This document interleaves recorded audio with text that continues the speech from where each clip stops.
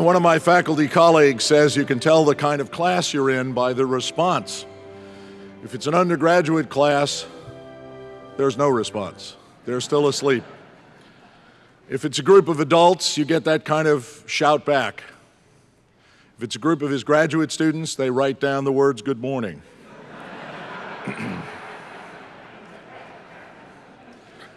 For the 2 or 3 of you who don't know me, I'm Bill Hecht, and for the last 21 years, it's been my privilege to be your Executive Vice President.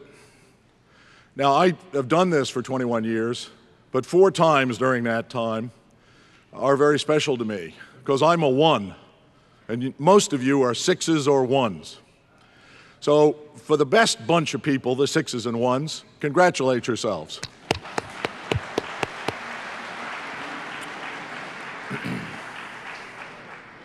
There is a small secret which I'll share, which is not a happy thought, actually. I discovered not too many years after I took this job that statistically I was rapidly becoming an older alumnus. I tried to deny that for many years, but as you can see by the ribbon, this is our 40th, so I can't deny it much anymore. Welcome to Saturday classes. Those of you who are youngsters don't understand that this used to happen every Saturday morning. And we went usually to lab on Saturday morning and worked very hard over experiments which we were all convinced that Michelson and Morley lied, that Millikan had oil in his glasses, not in his oil drop experiment. But suffice it to say, we all survived. And that's part of what MIT is about, surviving in style. It's my great privilege this morning to introduce you to yet another spectacular Technology Day program. I must tell you a little secret. For 21 years, at the end of this program, we say, how in God's name are we going to equal this year, never mind be better? And each year, the volunteers and my staff, with the great collaboration of this unusual and rare and extraordinary faculty, seem to do better. So it's my great privilege to start the morning proceedings by introducing my good friend, Chuck Vest, President of MIT.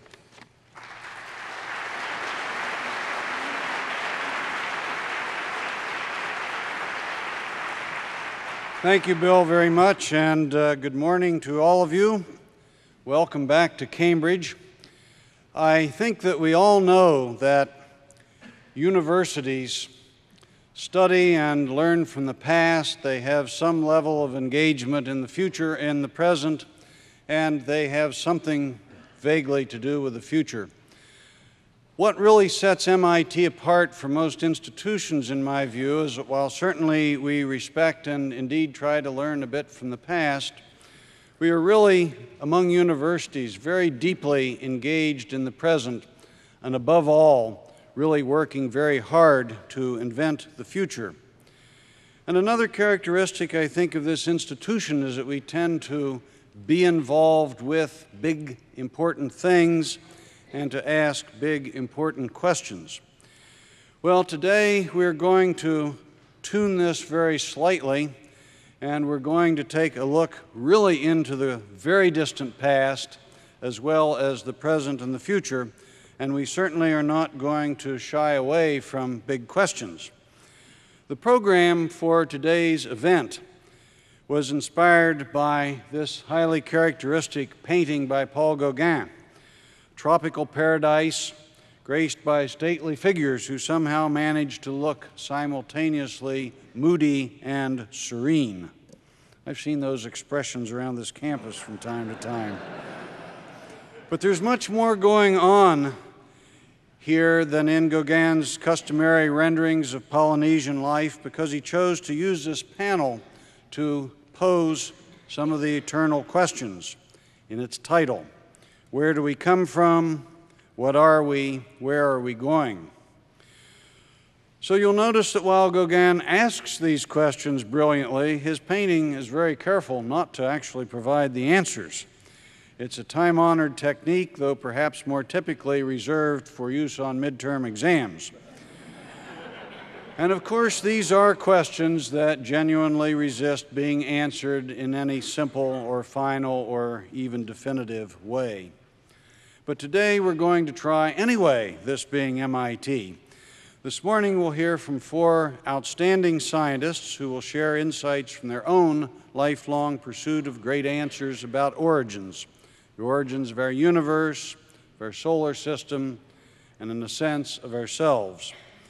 This afternoon, 3 separate panels will give us a chance to look down the road towards some thrilling new frontiers, what we are learning about the development of mind, language, vision, and understanding, some startling new materials and technologies that will transform our lives, and the latest reports from the realm of exploration, from the depths of the ocean to outer space. Gauguin, of course, was not the only artist to consider fundamental questions of our existence. For the class that just graduated yesterday, the class of 2001, inevitably, Stanley Kubrick's film 2001 has been sort of a mascot over the last 4 years. And in fact, that film has become such a cultural icon that it's hard to remember that it itself was based on Arthur C. Clarke's wonderful book, but we've kind of forgotten what it was really all about. Because for all of its billing as a space odyssey, I think the deepest lessons is that the simple truth that some of the most important undiscovered territories are to be found within us, in the mysterious recesses of our own hearts and minds. This morning, we're going to examine both ends of this spectrum of inquiry, from the sources of our universe and our planets to the origins of humankind, right down to the level of our own genome. These are exciting times for discovery, and today promises to reflect that excitement. We're going to begin by hearing from Eric Lander, followed by Claude Canizares. We will then take a brief break, following which we will hear from Maria Zuber. Stephen Jay Gould is unfortunately not able to be with us as planned this morning, but he has asked us to let you know that he very deeply regrets not being with us. However, we are really very fortunate to be joined by one of Stephen's colleagues, Charles R. Marshall. Charles will speak after Maria. Professor Marshall, we are extremely grateful for your willingness to join us on such exceedingly short notice. And just to since this is MIT, we'll quantify short notice. He's down putting his slides in the tray right now. Following Professor Marshall's remarks, we'll have a period for question and answer back and forth between the audience and our speakers. Let me begin by introducing the first 2 speakers, those who will speak prior to the break. Eric Lander is professor of biology here at MIT and a member of the Whitehead Institute for Biomedical Research. He's the director of the Whitehead MIT Center for Genome Research, which, as you may know, was the largest single contributor to the Human Genome Project. Last February, that project published a draft sequence and initial analysis of the human genome, the set of DNA encoded instructions that define an individual person. Before Eric begins, I want to tell you that we have something here at MIT called Campus Preview Weekend. This is a weekend in which we invite all the young men and women who have been admitted to MIT but have not yet declared what university they will attend. And we had here in Kresge this spring a panel of MIT students so that the prospective students could ask them questions. And one of the first questions, one of these bright high school students held up her hand and said, can you people somehow characterize what's it like to be at MIT? What's good, what's bad? And a hand immediately shot up and said, the defining moment of my time here at MIT was when Eric Lander spoke to us all in room 10250 about the final publication of the sequence of the human genome. That really characterized what this place is all about, and I think we would all agree with that. Our second speaker this morning is Claude Canizares, Bruno Rossi Professor of Experimental Physics at MIT and Director of the Center for Space Research. Claude is also Associate Director of NASA's Chandra X-ray Observatory Center and leads the development of Chandra's high-energy transmission grating spectrometer, just one of his many space astronomy missions. While Eric is, in a sense, an expert on inner space, Claude's focus is clearly on the far reaches of outer space. He's a specialist in both X-ray and optical astronomy, meaning that he studies stars, galaxies, clusters of galaxies, quasars, and other things which give us important clues to the structure, evolution, history of the universe. We begin with Eric Lander.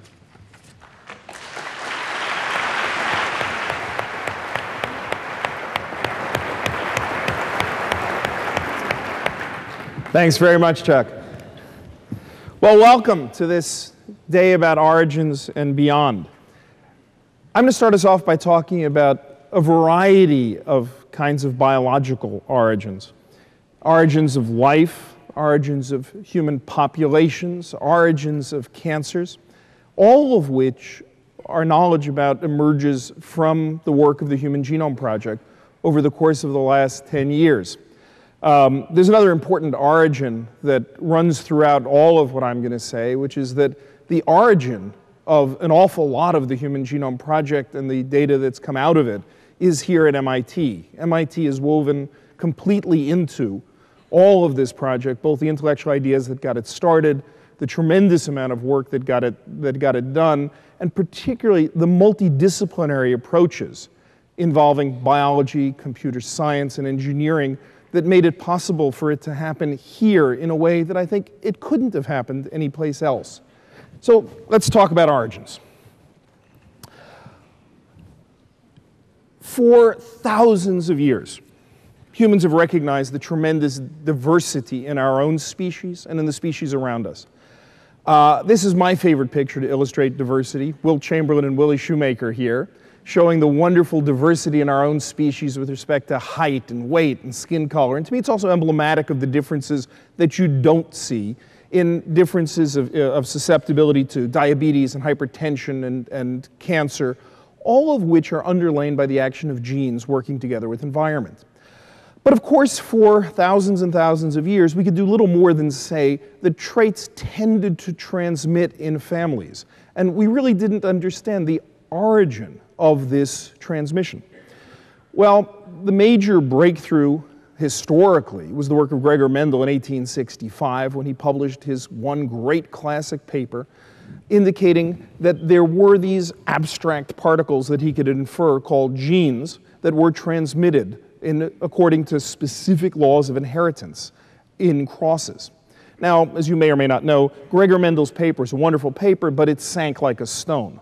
It had no impact on the world at all because the world just wasn't ready for it. Mendel, perhaps somewhat discouraged, really never wrote much more about genetics and in fact went into administration, and that's pretty much the last he became the abbot of the monastery. In any case, the real revolution of genetics dates from about 35 years later, in the opening weeks of the 20th century. In January of the year 1900, 3 independent groups around the world rediscovered Mendel's laws, so to speak. They went back and they started doing crosses. They began to see these regularities, and then they pulled out this paper and recognized what its tremendous importance was. And so the 20th century started with a bang, with the understanding that there were laws that somehow controlled traits. The first quarter of the 20th century was spent pinning down those laws to a cellular structure. By about 1925, we had a pretty good handle that the cellular origin of these abstract laws were in the chromosomes. Of course, we didn't have a clue what the chromosomes did. Chromosome, just the word chromosome itself, is a tribute to the scientific ability to cover up ignorance with a fancy name. The only thing that we know that was really known about the structure of chromosomes then was that they picked up a dye when you stained the cells, and so they were called chromosomes, meaning colored things.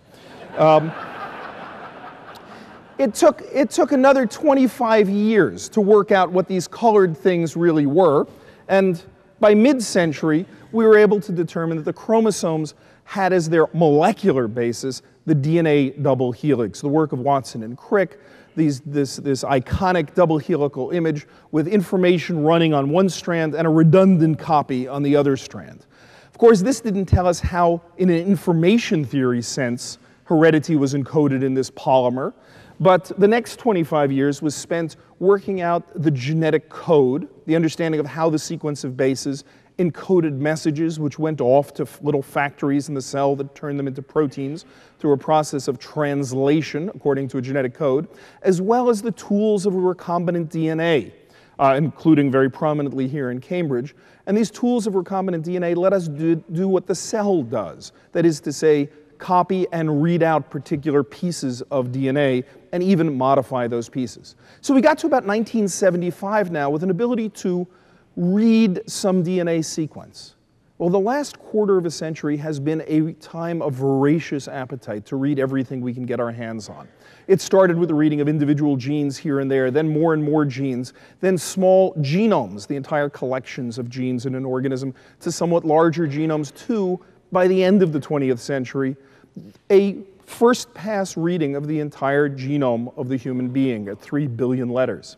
It's not bad for a century to have gone from a recognition of abstract laws to essentially a comprehensive readout of the 3 billion letters underlying that. It's a pretty good century, although I think we ain't seen nothing yet. In the last 10 years, 10 or 15 years of that century, it began to become clear that we could use this kind of information about genetic sequence to take a systematic approach to understanding disease. Now, all through the 20th century, people worked on disease, and in some cases, they were very lucky and were able to get to the basis of a disease. But as you well know, luck is something you can't count on any particular day when you go into the lab. Far better would be to have a systematic approach that you could apply to every disease, regardless of its type, whether it was brain degeneration or bowel irritation. You would like to have a common approach. Well, that approach was first laid out here at MIT in about 1980. The notion was a very simple notion, that if you traced the inheritance pattern of a disease in a family, you could see that the disease appeared to be transmitted according to Mendel's laws. And if you could just find a piece of DNA which had a spelling difference that seemed to have the same pattern of transmission, then, although that piece of DNA might not be the cause of the disease, well, it must lie fairly close by.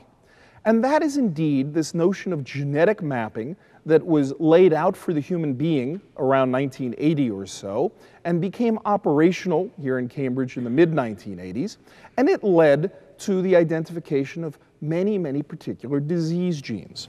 Once you found a marker that was nearby, of course, you don't have the gene itself. What you have is a long work ahead of you. In fact, you have to go through a very tedious process called chromosome walking, or more formally, although we don't call it in the literature, chromosome schlepping, where you would start with a marker and then you would schlep along the chromosome, because it's incredibly tedious, using one piece of DNA to get the next piece, the next piece, the next piece, the next piece, the next piece, and then 4 years later and $40 million later, you might arrive at the gene of interest, say cystic fibrosis on human chromosome number 7. Well, here's the sequence of the cystic fibrosis gene. It's got a lot of letters. It doesn't look very impressive, but I've boxed for you one particular little feature over there. I better blow that up. There we go. Those 3 letters, CTT, those 3 letters are deleted in the majority of chromosomes with cystic fibrosis. About 2–3% of the population will carry that particular deletion. And in fact, on the way out the door, if we wanted to, everyone could spit in a test tube, and enough buccal cells would come off from the inside of your cheek to have enough DNA that we could just take it back across the street to the lab, amplify it, and tell you if you were a carrier for that deletion. You don't have cystic fibrosis unless you have a double dose, but we could tell you if you were a heterozygous carrier.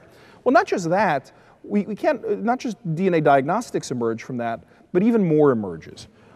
One can toss the sequence of the cystic fibrosis gene into a computer and ask the computer, ever seen anything like this before? And the computer says, oh yeah, this looks an awful lot like dozens and dozens of genes whose products sit at the surface of the cell and transport things back and forth. Congratulations, you've just found a transporter.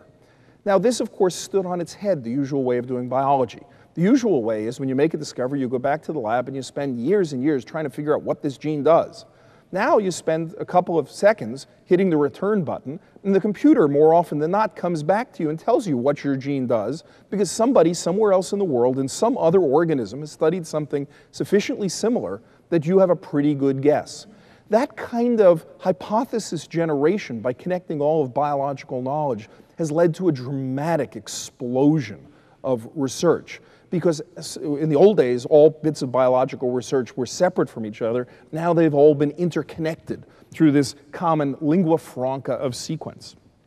Well, the big problem with all this was that it was extremely tedious. It took 4 years, $40 million, about 200 people to get this cystic fibrosis gene out. And as we all know, the productive unit of science is the single smart graduate student or postdoc. And they're not going to sign up for something like this. This is not a good project.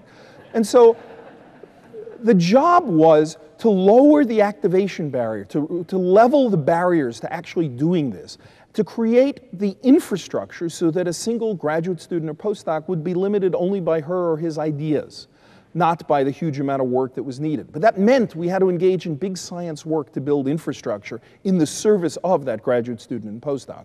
And so was born the Human Genome Project, the idea that we would build genetic maps of polymorphic markers up and down the chromosomes that would let us trace inheritance, physical maps of the overlapping pieces of DNA so we wouldn't have to engage in chromosome schlepping, but we could just go to the shelf and pull down the relevant piece of DNA. Sequence maps, so we wouldn't spend years sequencing out the DNA from a region to find the gene, but we would just double-click on the region. And annotations of all those genes and a description of all those genes so that when one found a gene, one would have a pretty good guess of what it did. At the time, we expected to have about 100,000 genes or so. As I'll tell you in a moment, it appears that we have rather less.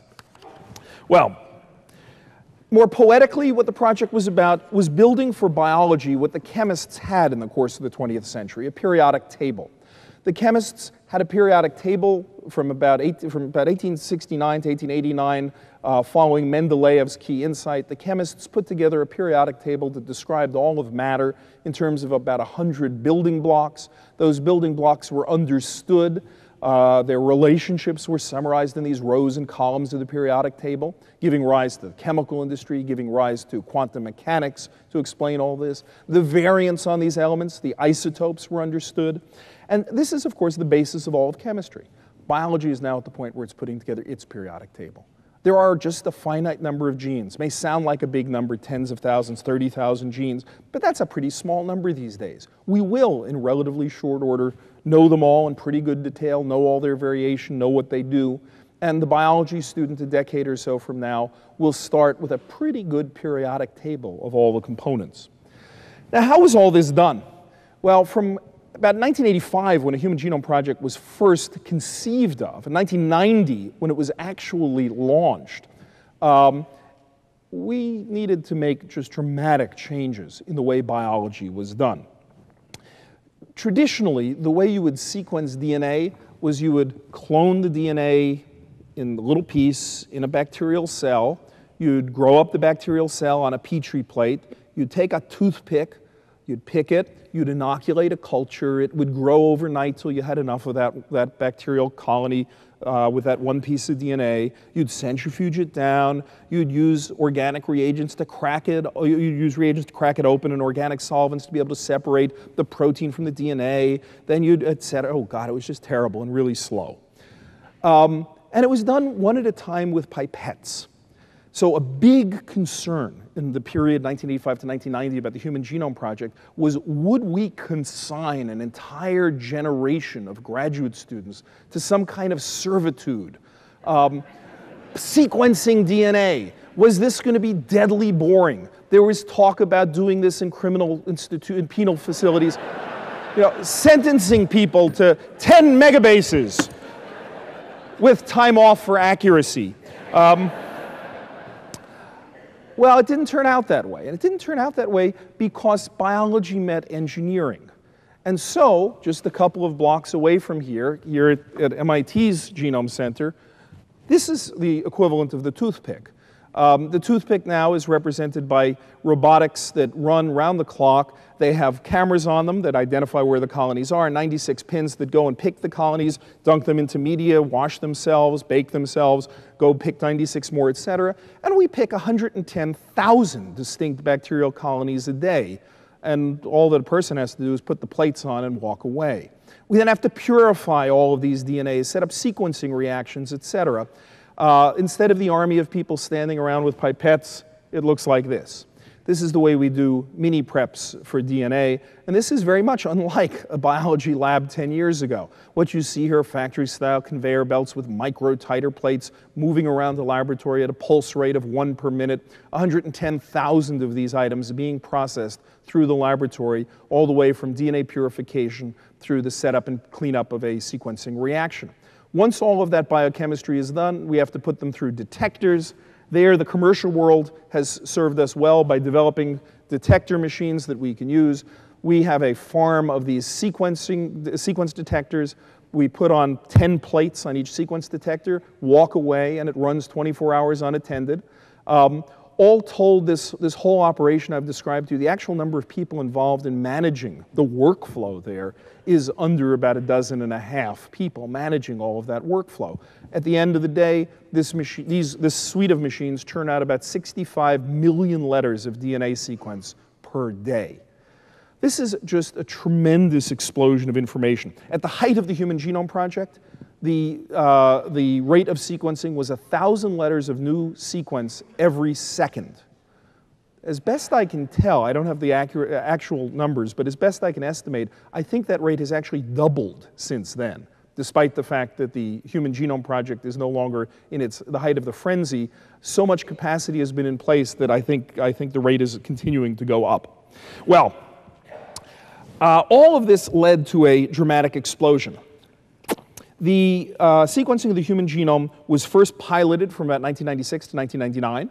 That pilot period was when we worked out all this robotics, all the biological technologies to be sure that we could cover the sequence of genomes, et cetera.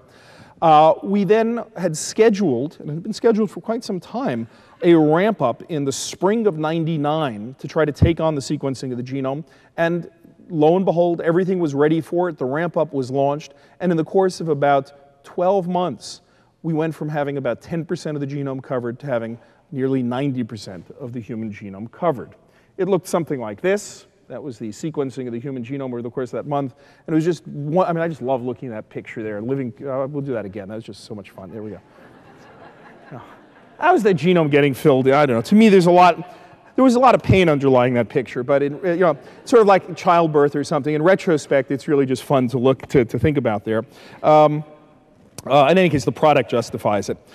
This was the product not just of MIT, of course. It was the product of an international consortium of 20 different groups around the laboratory, around the world. Indeed, MIT was the largest contributor to this effort. We contributed something in the neighborhood of about 30% of the total sequence, and it really was quite a big effort here. But there were also large centers in England, the Sanger Center in Cambridge, England, and also at Washington University in St. Louis.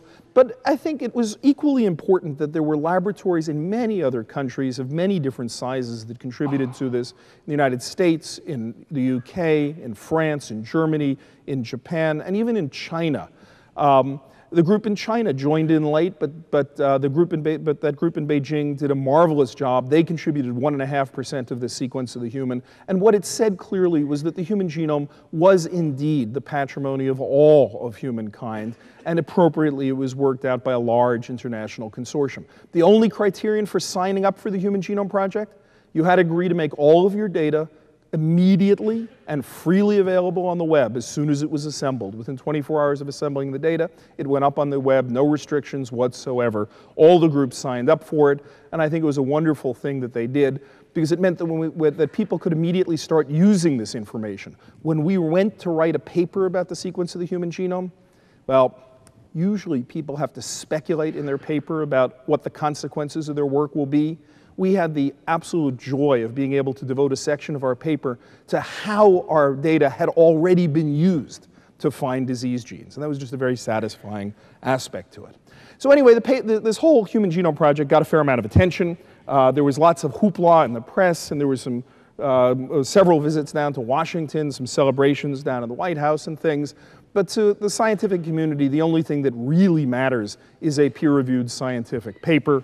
And that occurred in February with the publication of the largest paper in the history of the journal Nature on the initial sequencing and analysis of the human genome. It actually was written as a friendly paper, and even if you're not a biologist or haven't touched biology in a long time, you might want to pick up the paper because there are whole chunks of it that really were intended to be friendly enough to be readable. There are other bits you want to skip over, but they'll be obvious, so just skip them over. I'm not going to try to tell you everything that's in this human genome, but I'll mention a few interesting things, particularly with regard to origins. Interpreting the sequence of the genome. We have a fold-out to this sequence of the human genome. It's actually 2 entire centerfolds on both sides. This is just chromosome number 11 here that I'm demonstrating.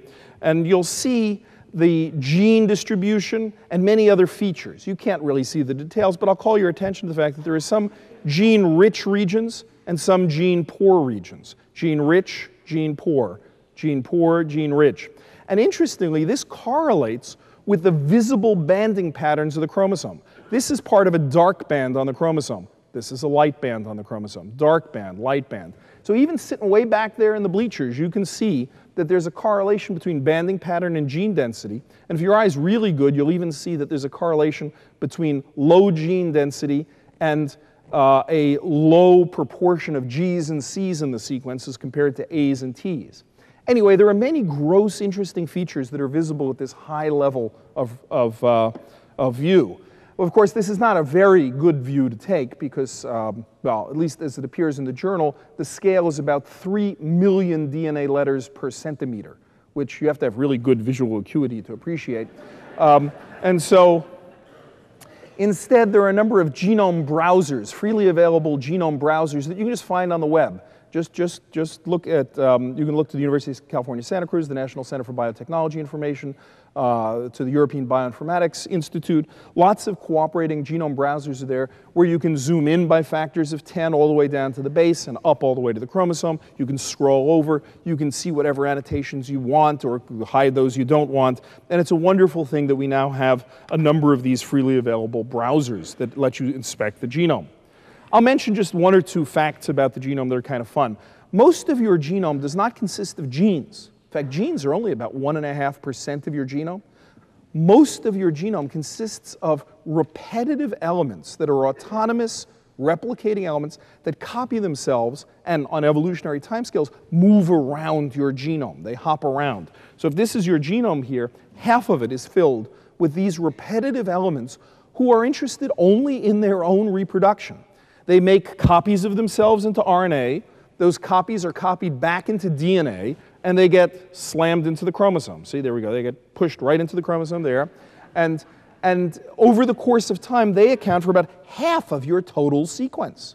Now, what's very interesting about these repeat elements is whenever they hop, whenever they do this, they go whoomp, whoomp, they bring with it the sequence of the ancestral element from which the copy was made. But when they land there, they're usually broken. And so they begin to build up mutations. That means they're a historical relic. And we can tell how old they are by how much they've built up mutations. In fact, we can tell whether 2 copies of this repeated element are cousins or close brothers that were born at the same time because they have the same distinctive sequence characteristics. In fact, we can build an entire phylogenetic tree relating the origins of all of these repeated elements in your genome to tell which ones are part of a SIB ship that hopped 1 million years ago, or dispersed themselves 20 million years ago, or as far back as 800 million years ago. All of that is there. So our chromosomes, we now realize, are a geological record. There are all sorts of geological fossils, about 3 million geological fossils, all of which have dates on them. From that, we can, for example, tell, just the simplest thing, what the rate of this transposition has been over the course of time. If we go all the way back, reaching back beyond half a billion years, about 3/4 of a billion years, the rate was sort of constant. It shot up around 75 million years ago, and then, interestingly, the rate at which these elements have been hopping around our genome has plummeted in the last 30 million years. This is a major ecological, change. We don't understand what's happened. Why have these things stopped hopping? This, by the way, has consequences. Since this accounts for half your genome, this means that in the long run, our genomes are going to get smaller, because there's a deletion process that deletes these. And if you're not replacing them, the equilibrium size of the genome is going to get smaller. Now, don't worry too much about it, because the time constant on this is pretty long. The rate of deletion of useless DNA is about, well, we house clean our useless DNA with a half-life of about 800 million years. So this effect will kick in the next several billion years or so. But nothing to get too excited about. But it is very interesting biologically, because this fact I'm telling you is not true about the mouse. In the mouse, it appears that the rate of transposition has continued just fine. It's something different between the hominid lineage and the rodent lineage. And if I had time, I'd tell you about a population genetic hypothesis that explains it in terms of the effective population size of hominids versus rodents. But we're understanding now, first off, the origin of half of our genome and a fascinating dynamic process of these elements. Well, there's much else you can tell about the genome by following these passive evolutionary markers that are just conveniently scattered across, but I won't tell you about that. I'll describe briefly the genes. There's a lot we can tell about origins from the genes themselves. There was a great effort in this paper to try to do the best job we could of gene identification. It's by no means absolutely complete, but I think the vast majority have been identified. And the first surprise was there were a lot fewer genes than we had thought. Indeed, I have apologies due to some members of the audience. I have been lying to the 701 students, the intro bio students, for the past 10 years by teaching them that there are 100,000 genes in the human genome. I'm trying to send out notes to all of them and make sure that we correct this, but it appears that there really are only 35,000 genes in the genome. The 100,000 number, when we closely check the literature, it turns out to be a back-of-the-envelope estimate that had really huge error bars that somehow everybody just latched onto, and B, in any case, the 100,000 estimate was due to a colleague at Harvard. So the genes tend to, these genes are very interesting. They bunch up in these GC-rich regions. They have more splicing. We have more alternative splicing, alternative ways to splice and dice our genes and gene transcripts than happen in flies and worms and things. But when we actually look at the origins of humans, we should ask, are our proteins very different than other organisms in terms of the modules they're made up of? And the answer is no. Maybe 5% or so of the protein modules, the little architectural domains that make up our proteins, are innovations amongst vertebrates. 95% of them were there before vertebrates. So what's new about us? Well, the origin of vertebrates seems to have more to do with innovation in architectures rather than in the domains themselves. By architectures, I mean ways of combining the domains in new combinations, but existing domains. So in point of fact, our creativity that gave rise to vertebrates is somewhat derivative. It's mixing and matching of pre-existing parts. In a sense, it's not that surprising, of course, because these pre-existing parts, back in the primordial ooze, you had time to evolve a new domain, and it didn't have to work so well. But as life filled up more and more the niches on this planet, it was necessary in order to compete that a new gene pretty much work from the get-go, and therefore had to be made out of pre-existing components. And we can see that very clearly in our DNA, that seems to be the basis of vertebrate novelty. In addition, the simplest way to make novel genes is just to duplicate a pre-existing gene and let it change slightly. Highly derivative, but very effective. And this has been the basis, for example, for such things as smell receptors. You have in your genome 1,000 smell receptors, indicating that vertebrates were very interested in smell. The origin of vertebrates has a lot to do with smell. Then unfortunately, I have to tell you that you have largely decided that despite your ancestors' interest in smell, that you're not so interested in smell. Hominids have largely let these smell receptors go to seed. About 2/3 of your smell receptor genes are broken. they have stop codons, they no longer work. That is not true about a mouse. Mice are much more interested in smell. They keep their smell receptor genes in fine working order. We seem to have put all this energy into making smell receptors, and then we've let them break in favor of sight as a preferred sense for humans. All of this you can tell from the genome. There are stories about origins and changes throughout the genome. Well, anyway, whoops, back. I can't tell you all of the wonderful things in the sequence of the genome. There's so much to say about what's in there. But what I can tell you is that it's just the start. We went into the Human Genome Project thinking that we had to build infrastructure in the form of maps and sequences in order to let people really do their work, in order so that people would be limited only by their ideas. We've come to understand that the work of building infrastructure has only just begun. There is a tremendous amount of work still to go.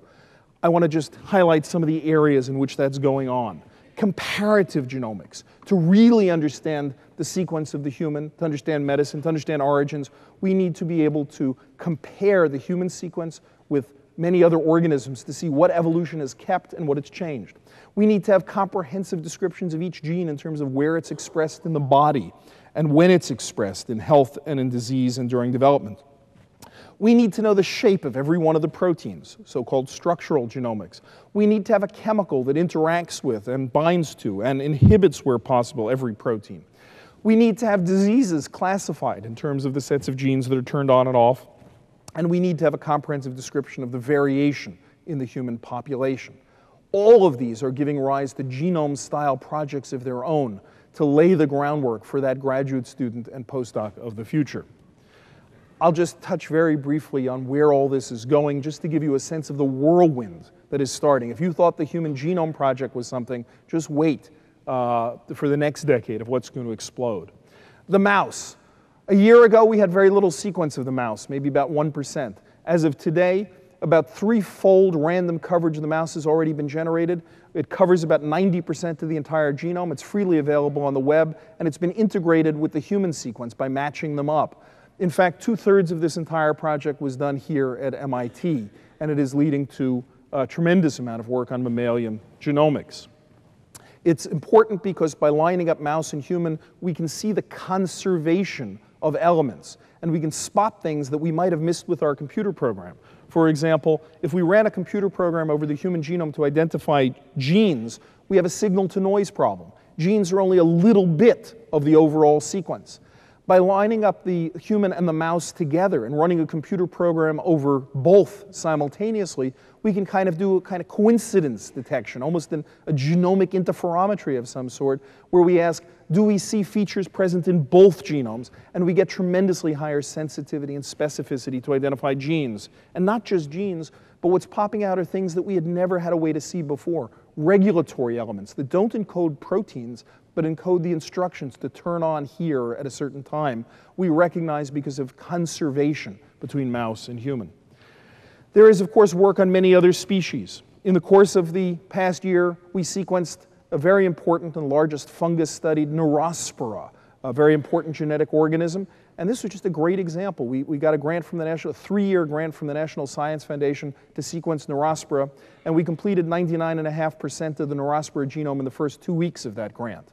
The last 0.5% will take a while, I admit, because and then there'll be time spent analyzing it. But the success of this project here at MIT has led to a consortium of fungal geneticists to identify 15 different organisms that they want to study, representing important medical fungi, commercial fungi, and fungi that will shed light on evolution and diversity. And so we are hoping, if we can get the funding to do this, to basically start a Fungus of the Month club starting later this year. A model vertebrate, Tetraodon, a pufferfish. The sequence of this pufferfish is being generated in Paris and here at MIT, and already about threefold coverage of this organism is available. This seemingly unimpressive filter feeder, a tunicate called Siona, it just sits there and filter feeds. Why bother sequencing it? Well, it turns out it has a brief period in its life when it is a tadpole, and it has a complete chordate body plan with a notochord and all the structures in a tiny genome. And so we began sequencing this beast a few weeks ago. We've already got 1-fold coverage of its genome, and we expect to have about 10-fold coverage of its genome this year. onward and onward. Genome sequences will come spewing out. Similarly, comparisons amongst human beings. There is a tremendous amount of sequence in the human genome. This is sequence. But there's not that much variation. That's the variation. If you can't see that, I'll circle that for you. There we go. Those were the two spots of variation. That's it. One base in 1,300 is the extent of variation in the genome. It turns out that this makes perfect sense from some dusty old formulas of population genetics. Little populations have a little bit of variation. We're actually a very little population. Although we're 6 billion people today, we were 10,000 people in Africa a mere several thousand generations ago.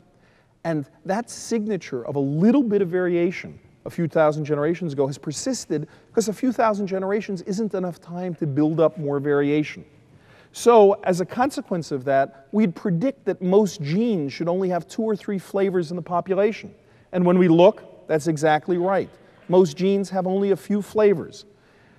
That has led to a very exciting idea that every gene has its isotopes, a few isotopes, and that we could correlate disease with the variants or the isotopes. This common disease, common variant notion is, I think, becoming very important. We know some examples, apolipoprotein E. It comes in 3 flavors, lives on chromosome 19, E2, E3, E4. If you have a double dose of E4, you have a high lifetime risk of Alzheimer's disease. We know a few other examples like that, but our goal is to identify each and every one of the variants for each and every one of the genes, that is the common variants, and correlate them with all major traits. And while this seemed like an absolutely nutty idea even 5 years ago, I think folks are conceding that this is very likely to happen certainly over the next decade, and it may be that we have all this variation characterized much sooner than that. Indeed, the goal was to detect disease genes using lots of variants. There are 2 different ways to do it. I won't fuss over them. We started with a paper here at MIT about 3 years ago where we reported 4,000 variants in the human genome. We thought that was a lot at the time. Of course, it now is a puny number. But what it did was that particular paper got the world interested in generating these variants, and an international consortium was put together in parallel with the human, and it led to the generation of 1.42 million variants across the human genome. And this paper was published in parallel with the human sequence paper back in February. This again was a wonderful international consortium, and again it was a consortium led here at MIT with about half of all of this work having come from MIT.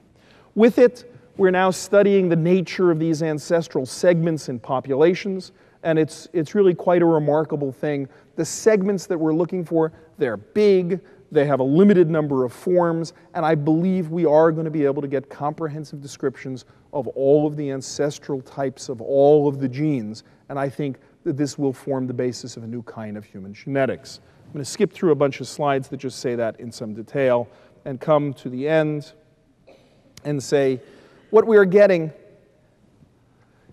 is a global perspective on biology. We started with a comprehensive project to generate complete sequence. And now we're realizing we also have to generate a lot of other complete things, complete descriptions of where genes are expressed, what their variations are, what the structures of the proteins are, what the cell circuitry looks like, and how we're going to clip the wires. It is an extraordinary decade of building ahead, and it's going to transform the way we take on biological problems. It is going to give us our periodic table. We already have it in rudimentary form today, but nowhere near as well annotated as we need to have. We will spend, I think here at MIT, there are projects leading many of these efforts. We will spend a lot of time generating these data, but we've also we also have learned one other thing from this, and that is some lessons about how to do science. I think biology was in a very different state in 1985 than it is today. Back in 1985, biology was done almost entirely at the lab bench in small groups with people who focused on single problems, usually with single skill sets. What the Human Genome Project has forced us to confront in biology is something that, of course, has long been known for physics and for chemistry and for engineering, which is that we too need to work in multidisciplinary collaboration, that we need to be able to work in larger teams with professionals, that of course graduate students and postdocs are always the backbone of creation and invention, but in order to be able to get our work done, we have to be able to put together teamwork. We need to build international cooperation on many of these projects. Most dramatically, I think, for understanding human populations, we need to engage the human population.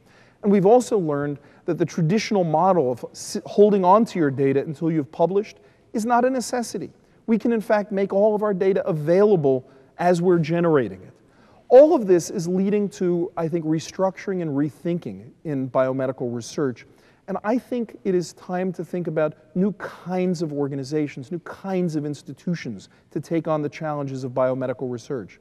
Now, of course, these are new kinds for the typical medical school out there or biology department.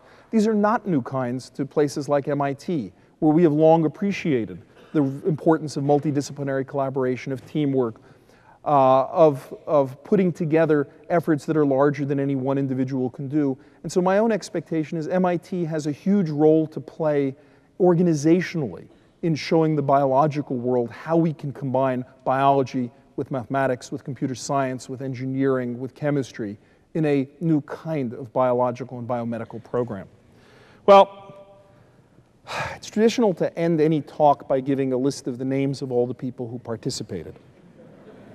That's going to be difficult in this case.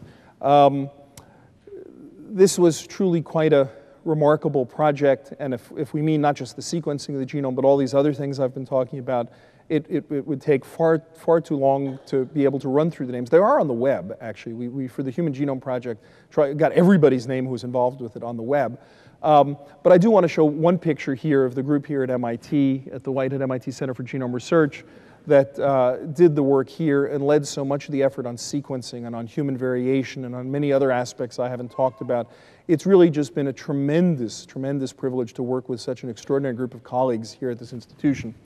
But I should also put up this credit slide here. This was an example of a project and a whole field, I think, that could only have gotten done through the joint efforts of an entire world working together. And I think we're all tremendously proud of what was accomplished by all pulling together in one cause. It's great to tell you about the origins of life, the origins of humans, the origins of disease, and the origins of the Human Genome Project. What a great, fun technology day today. Thanks very much for coming.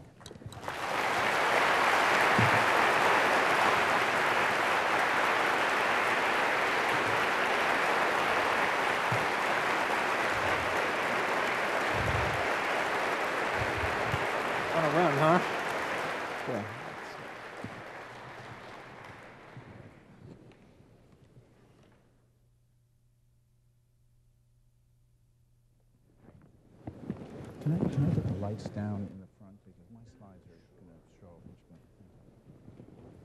one. Eric, is this yours?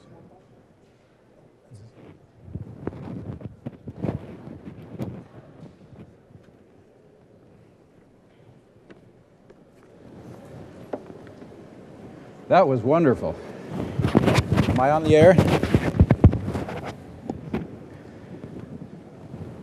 Many of you, I'm sure, have seen the wonderful short film produced many years ago by Charles Eames and MIT's own Phil Morrison that starts with a still photograph of a man lying on a blanket after a picnic on a summer day, and then zooms alternately down deep into the skin of his hand, showing first the skin, then cells, then atoms, and then turns around and goes out into the universe, showing the solar system, the planets, the galaxies, and beyond.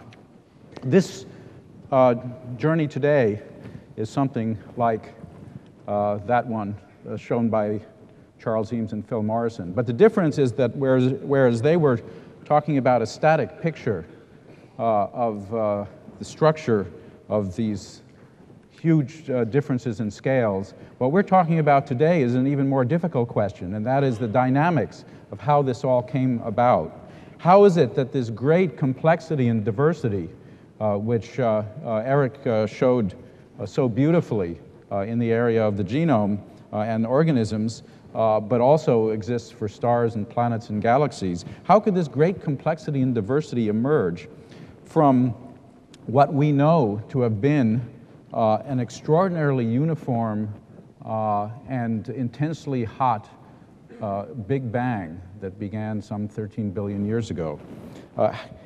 And furthermore, how is it that this great complexity and diversity seems to have emerged on each scale almost as quickly as the laws of physics would allow?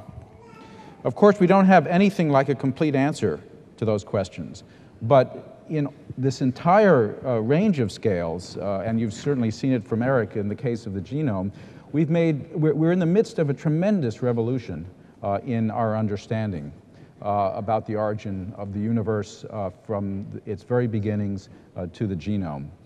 In the last few decades, in fact, most of this has been in the last 20 years, since I think Bill Hecht's 20th reunion, that cosmology has gone from a science that used to be well described by the words of Mark Twain, a wholesale return of conjecture from a trifling investment of fact. But the new tools of the last 20 years have changed this completely, and I have the pleasure of sharing just a bit of this with you today. The tools that the ones that I'm particularly involved in, I'll show you in a moment, but I have to say that this has been matched, the observational detail which I will focus on, has been matched by an equally extraordinary advance in our theoretical understanding and our ability to do numerical computations, thanks to Moore's law, so that we can advance our deep understanding as well as our catalog of observations. Well, to show you the tools of the trade first, of course, one of the most extraordinary has been the Hubble Space Telescope, and this has been a major contributor, and I'll show you lots of images from Hubble. I'm particularly proud of the mission that Chuck Vest mentioned initially, the Chandra X-ray Observatory, because half of the scientific instrumentation for this was built here at MIT, and we're deeply involved in using this to probe the universe. And also, although a lot of what I do and what Maria will tell you about is done from space, there's a lot to be done on the ground, and using modern telescopes, and we're very happy that MIT and its partners dedicated last December the first of 2 large research telescopes in Chile, the Magellan telescopes, which are now being used in this as well. So let's now start our journey out into space and back in time to look at some of the things that we've learned about the origin of the universe. We're starting on Earth, of course, the home planet, and it's interesting that completely independently Eric used this image of the Earth, which is up in the upper corner in case you don't recognize it. The Earth is one of 9 planets. There are only 8 if you live in Manhattan near the Museum of Natural History, but and that must be where this slide comes from, because they left Pluto off the slide too. But Professor Zuber is going to tell you a lot about the origin of the planet, so I'm going to move fairly quickly out beyond them. But one of the major discoveries of the past decade has been the existence of some 24 or more ordinary stars that themselves have planets orbiting around them. This is the culmination of literally decades, if not centuries, of speculation about whether or not our solar system is unique, and we know now that it is not.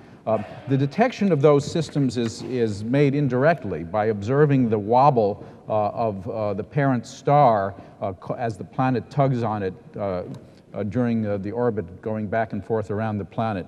And we haven't yet been able to make a picture of a planet around another star. But the Hubble telescope, and I'm sorry, if we could, I don't know if there's a way to reduce the glare on the screen. If there is, I would, from the lights, I would appreciate it. This shows a picture taken with the Hubble telescope. Here's a bright star. This streak is just the artifact of the way the telescope is constructed. It is in focus. And this dot here is not quite a planet. It's sort of somewhere in between a planet and a very small star, but it is orbiting, and it's the closest we've come so far to a direct picture. It's called a brown dwarf. But NASA has plans now, and the scientific community, for an observatory which could well fly sometime within the next 1 to 2 decades to try to actually image planets around other stars. Of course, what we want to learn about is the process by which the planets formed, and again, Professor Zuber will tell you a lot more about that, but I want to start with this, and then she will end up moving downward. I'm going to start moving outward in a moment. But this shows one of Hubble's very famous and beautiful pictures of a region in our galaxy, a stellar nursery, in which gas and dust is coming together from the Milky Way, our parent galaxy, and to form new stars. And as those stars form, they begin to burn their nuclear material on the inside. They light up, and then that radiation ends up pushing on and illuminating and pushing around the clouds of gas that have yet to form into other stars. These contorted columns are very beautiful, but they're also the indication of where stellar birth and planetary formation are taking place. You can see this very clearly here in this picture, which shows the same region of space. Here it is, just tilted to orient it in the right direction from its Hubble picture. This is a picture taken with infrared radiation from the ground, and you can even see here the sort of hint of the shadow of these columns. But the infrared radiation penetrates the dust, and so you can actually see inside to where the young stars are forming. It is the molecular hydrogen and other elements that are condensing in these clouds to form the stars. Now, many of the stars that form in these systems show the kind of evidence for formation of planetary systems that had been theorized for many years, but now we can actually see in much more detail. This shows 4 examples from the Hubble telescope of young stars, so-called protostars, that are in various stages of of igniting themselves, and they're backlit by the other radiation scattering off those columns I was showing you. This is actually a different nebula, but it's the same phenomenon. And you can see the shadow that's cast by a disk of material at the center of which the star has collapsed, but this remaining disk of material is where planets will eventually, we think, condense and to make planetary systems not necessarily that different from that we know here in the solar system. Well, it may surprise you to learn that in addition to stellar birth, stellar death is just as important to understanding the origin of the universe and the origin of life as stellar birth is. The early universe, we have excellent evidence, essentially consisted of just hydrogen and helium, and maybe a tiny bit of other very light elements that were formed just a couple of seconds into the Big Bang. Barely a trace of any of the elements, certainly no carbon, nitrogen, oxygen, the kinds of things that we need for life. All the rest of the chemical elements, so far as we know, have to be synthesized in the interiors of stars through the nuclear processes that make them shine. But then they remain locked there until the star releases them to eventually mix in and become one of those clouds that I just showed you before, one of those nebulae from which new stars and planets can eventually form. It's a cosmic case of ashes to ashes and dust to dust, without which certainly life would never have been possible. The way most of the ejection takes place is that some fraction of the stars, when they reach the end of their lives, explode in a massive explosion, essentially turning themselves inside out and returning all this newly synthesized chemical material out to interstellar space. And we see the process of that happening around us. Here is a patch of the sky visible only from the southern hemisphere. Actually, it looks at, for those of you familiar with this, a small dwarf neighbor galaxy of ours called the Large Magellanic Cloud. In 1987, that patch of sky suddenly looked like this. A star that had reached the end of its normal life exploded in a massive explosion, ejecting the chemical elements that it had synthesized in its interior. During these explosions, for about a few weeks after the explosion takes place, a single star can outshine an entire galaxy.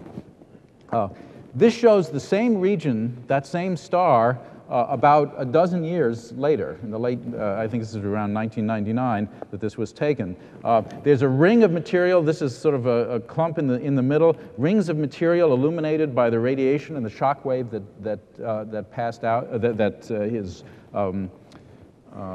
streaming out into space. And by studying these, we can study how this process of returning of the material to the interstellar matter to make new stars takes place.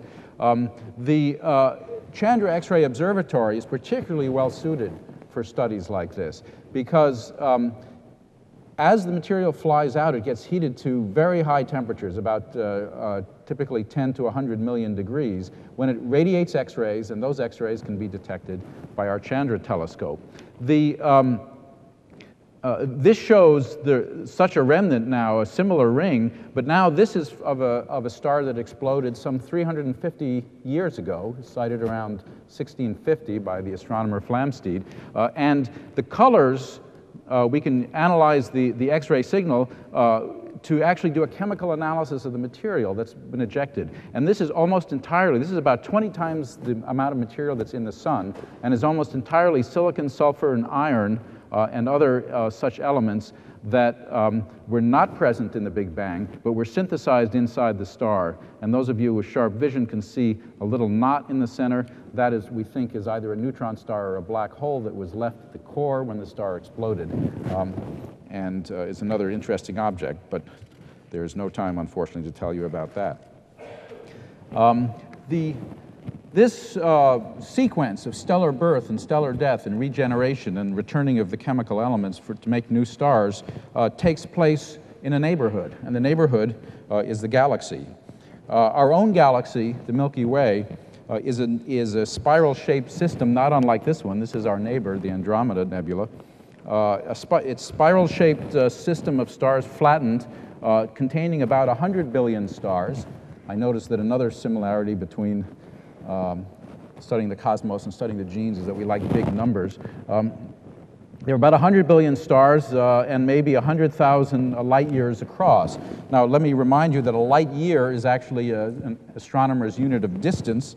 It's the distance that you would travel if you traveled at the speed of light for a whole year, and that's about 5 trillion miles.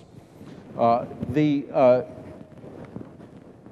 galaxies this is another one, these galaxies are the sites in which stellar birth and death takes place and planetary systems form. And you can see here, for example, this bright spot in this spiral galaxy is expanded here in a Hubble picture to show a nebula not too different from the Eagle Nebula, the one with the columns that I showed you earlier. The universe, we now know, is teeming with such galaxies. A very long observation with the Hubble Space Telescope of a patch of sky where previous observations showed that there was hardly anything there, so that you wouldn't be bothered by anything so bright that you could see it with a normal telescope. The Hubble stared at this patch of sky for something like a week and took a very, very long exposure. What it uncovered is a remarkable diversity of galaxies. Each one of these things is like a Milky Way with 100 billion stars. We found that there are something like 100 billion galaxies, probably, in the part of the universe that we can receive signals from, the visible universe, in a rich variety of shapes and colors. The other thing about looking at very distant galaxies is because of the finite speed of light, when you look at a distant galaxy, you're seeing light that was emitted a very long time ago because it's had to travel so long to get to us. So, for example, in this picture, there are 3 galaxies shown. This one, the light was emitted 1 billion years ago, so we're seeing what galaxies looked like 1 billion years before. I remind you that the interesting scale is that the age of the universe is about 13 billion years.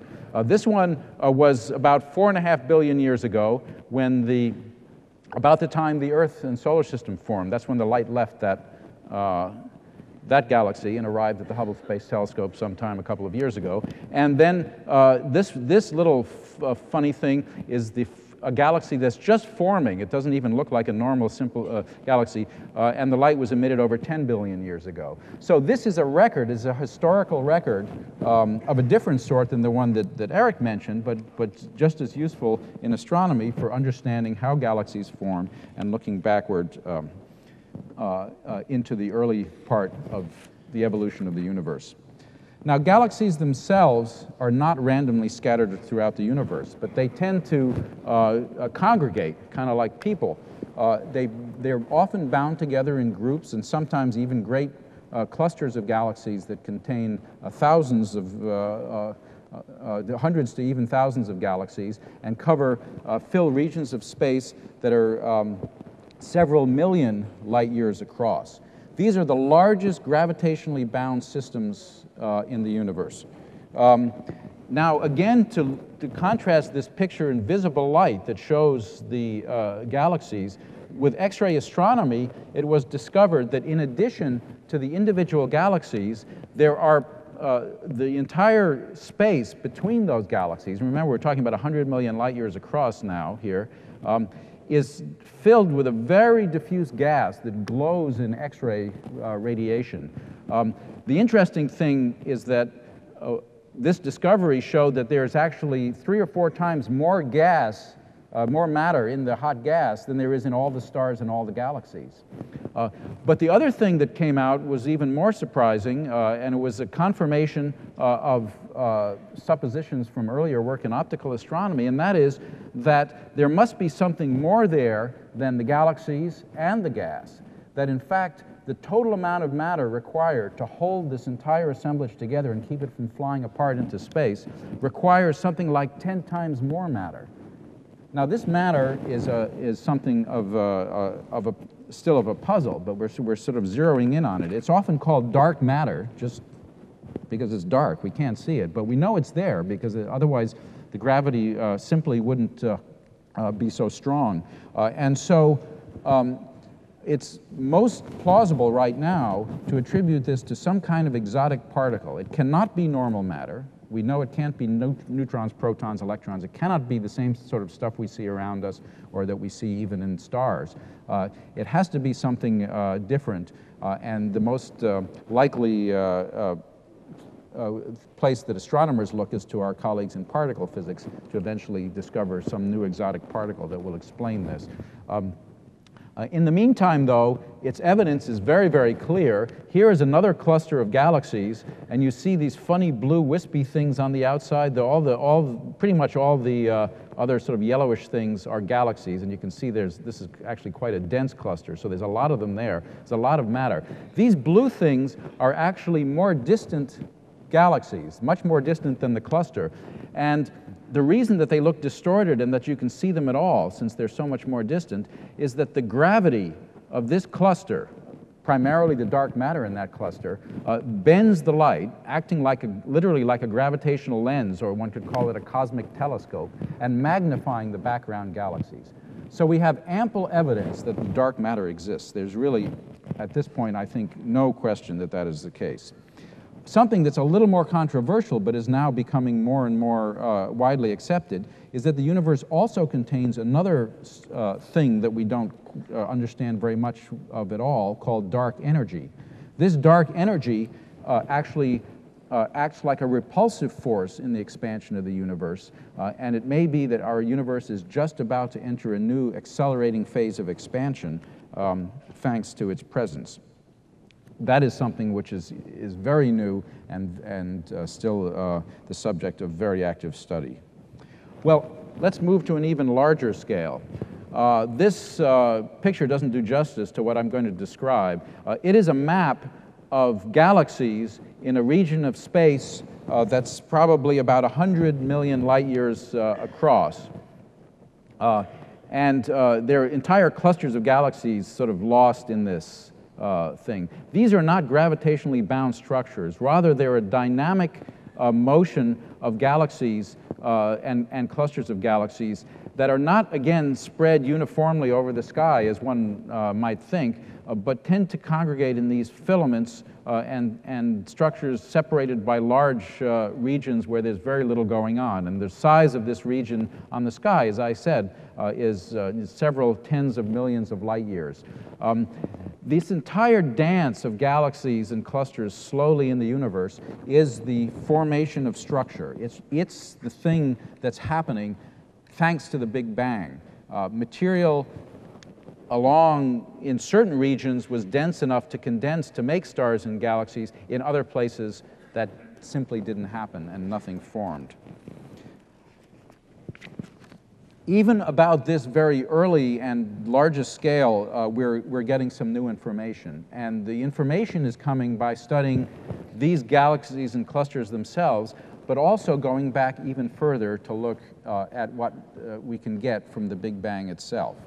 When the universe was about 200,000 years old after the Big Bang, which, as I remind you, was 13 billion years ago, so just very shortly after the explosion on a cosmic timescale, matter became neutral, and all the radiation that then had been generated, before that it was a sea of radiation and matter, at that point the radiation simply streamed out into space. We are still detecting that now, and it's the so-called cosmic microwave background radiation. It's in the microwave region of the spectrum. It was actually first detected by accident by a couple of Bell telephone engineers in New Jersey. In the early 60s. And the measurement of that radiation has actually been a gold mine of information about the earliest moments in the universe. 200,000 years, that's as early as we can get after the Big Bang so far. What we find is really remarkable. Consider this paradox. You and I and planet Earth and this plant are lumps of matter that are some 30 orders of magnitude denser than the mean density of the universe around us. That's 10 to the power 30. Yet in its infancy, by looking at this radiation, we can see that the universe was an exquisitely uniform and homogeneous broth of matter and energy with no differentiations of bubbles or lumps that were bigger than 10 parts per million. It is the tiny ripples which now have been measured from several space experiments and now most recently from high-altitude balloons. These tiny ripples, this is a map of the sky in this radiation, but at a very tiny level. The ripples are of the order of 1/1000th of 1% ripples on top of a uniform radiation. These ripples from the early edge of the Big Bang, so to speak, are the seeds from which all galaxies, all stars, all planets, and all genomes eventually emerged. The ripples appear, in addition to confirming a lot of the theories, and this slide is a very poor attempt that I think came out of National Geographic to depict the entire span of the universe. This is the Big Bang. Doesn't look too impressive, does it? And what we're talking about is how we went from this very smooth aftermath of the Big Bang to suddenly make galaxies.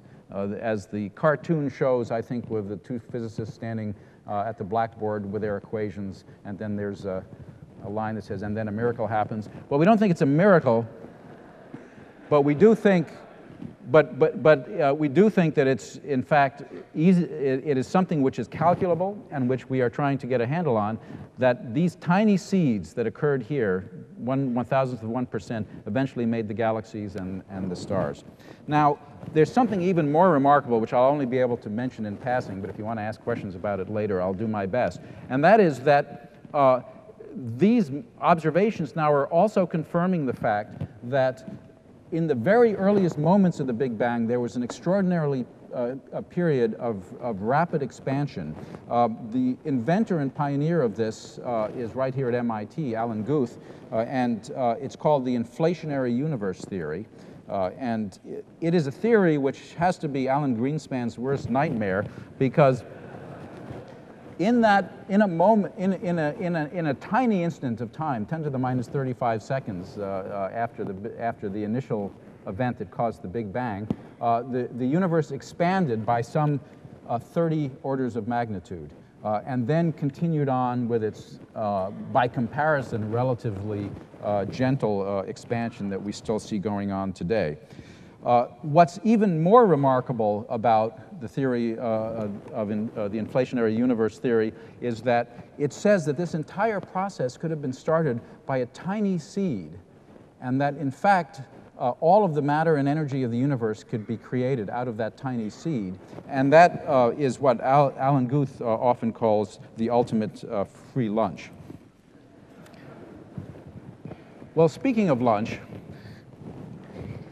I've whisked you out to the edge of the universe and back to the beginning of time, but I guess it's time to come back to the home planet and have coffee. Gauguin's wonderful painting and some of the remarks that Chuck Vest made speak to the age-old quest to understand our origins. We certainly aren't anywhere near to having answers to all the questions, but one of the things that's been most fun for me is to see simultaneously from the level of the genome through to the understanding the inflation that occurred in 10 to the minus 35 seconds after the Big Bang. We've made extraordinary progress in the last few decades, and we're just poised on the verge of making a whole lot more.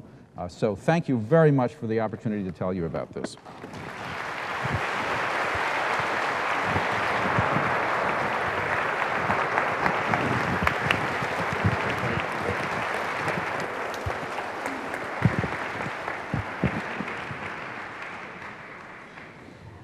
Thank you, Claude. This really is indeed the essence of MIT.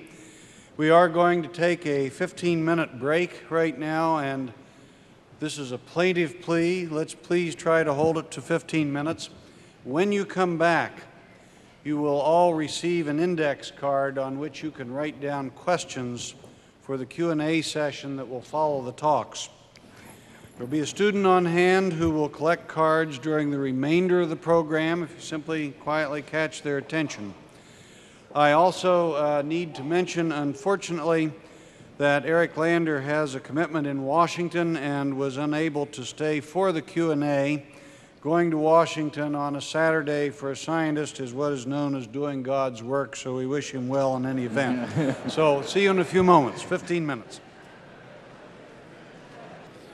Let me begin by reminding you to write down your questions on the cards that have been handed out and give them to one of the students who will be collecting them during this second part of the session. Now it gives me great pleasure to introduce the two speakers for this session. First will be Maria Zuber. Maria is the E.A. Griswold Professor of Geophysics and Planetary Science at MIT and is a senior research scientist in the Laboratory for Terrestrial Physics at the NASA Goddard Space Flight Center. Maria's research focuses on understanding the structure and evolution of solid planets through her modeling of altimetry, gravity, and tectonics data obtained by spacecraft. Her work has her looking simultaneously at a range of celestial bodies, including Mercury, Mars, Earth, the Moon, and several asteroids, including one, I might add, of her own discoveries, asteroid 6635 Zuber. Be sure to run home to your telescopes and look up 6635 Zuber. Following Maria, our final speaker for the morning will be Charles R. Marshall, as I mentioned earlier. Charles is Professor of Geology and Biology at Harvard University and curator of the invertebrate paleontology at Harvard's Museum of Comparative Zoology. He is also an adjunct professor in Earth, Atmospheric, and Planetary Sciences here at MIT. When he was growing up in Australia, Professor Marshall was fascinated by the vanishing world of volcanoes, ferns, and dinosaurs that had once thrived on the site of the family's well-tended lawn. That boyhood interest has led him to a career marked by path-breaking research on the relationship between inheritance, environment, and catastrophe in directing the path of evolution. We will hear first from Professor Zuber.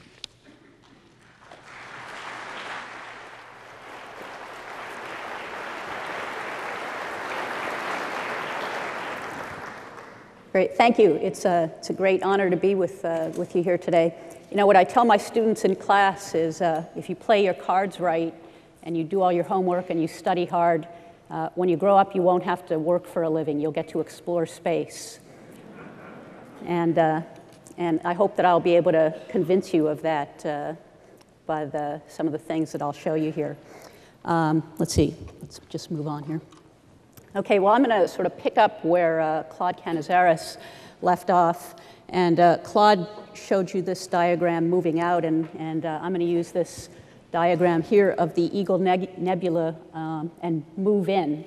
And what we're going to look at today is how one actually forms planetary bodies out of the wispy hydrogen and helium material that makes up the tenuous interstellar medium. And this diagram that you see right here, I guess for scale, this is about 1 light year or 8 trillion kilometers across. I should say that you know, when you do things for NASA and you put press releases out with NASA, whenever we would put out press releases, I work on altimetry, and so we would show the heights of things, and they would always make us change kilometers to feet and miles, because they said, people don't understand kilometers. So after the Mars Climate Orbiter was lost last fall due to a units error, a decree came out. Now we use metric, so I don't have to change any of my figures anymore. So,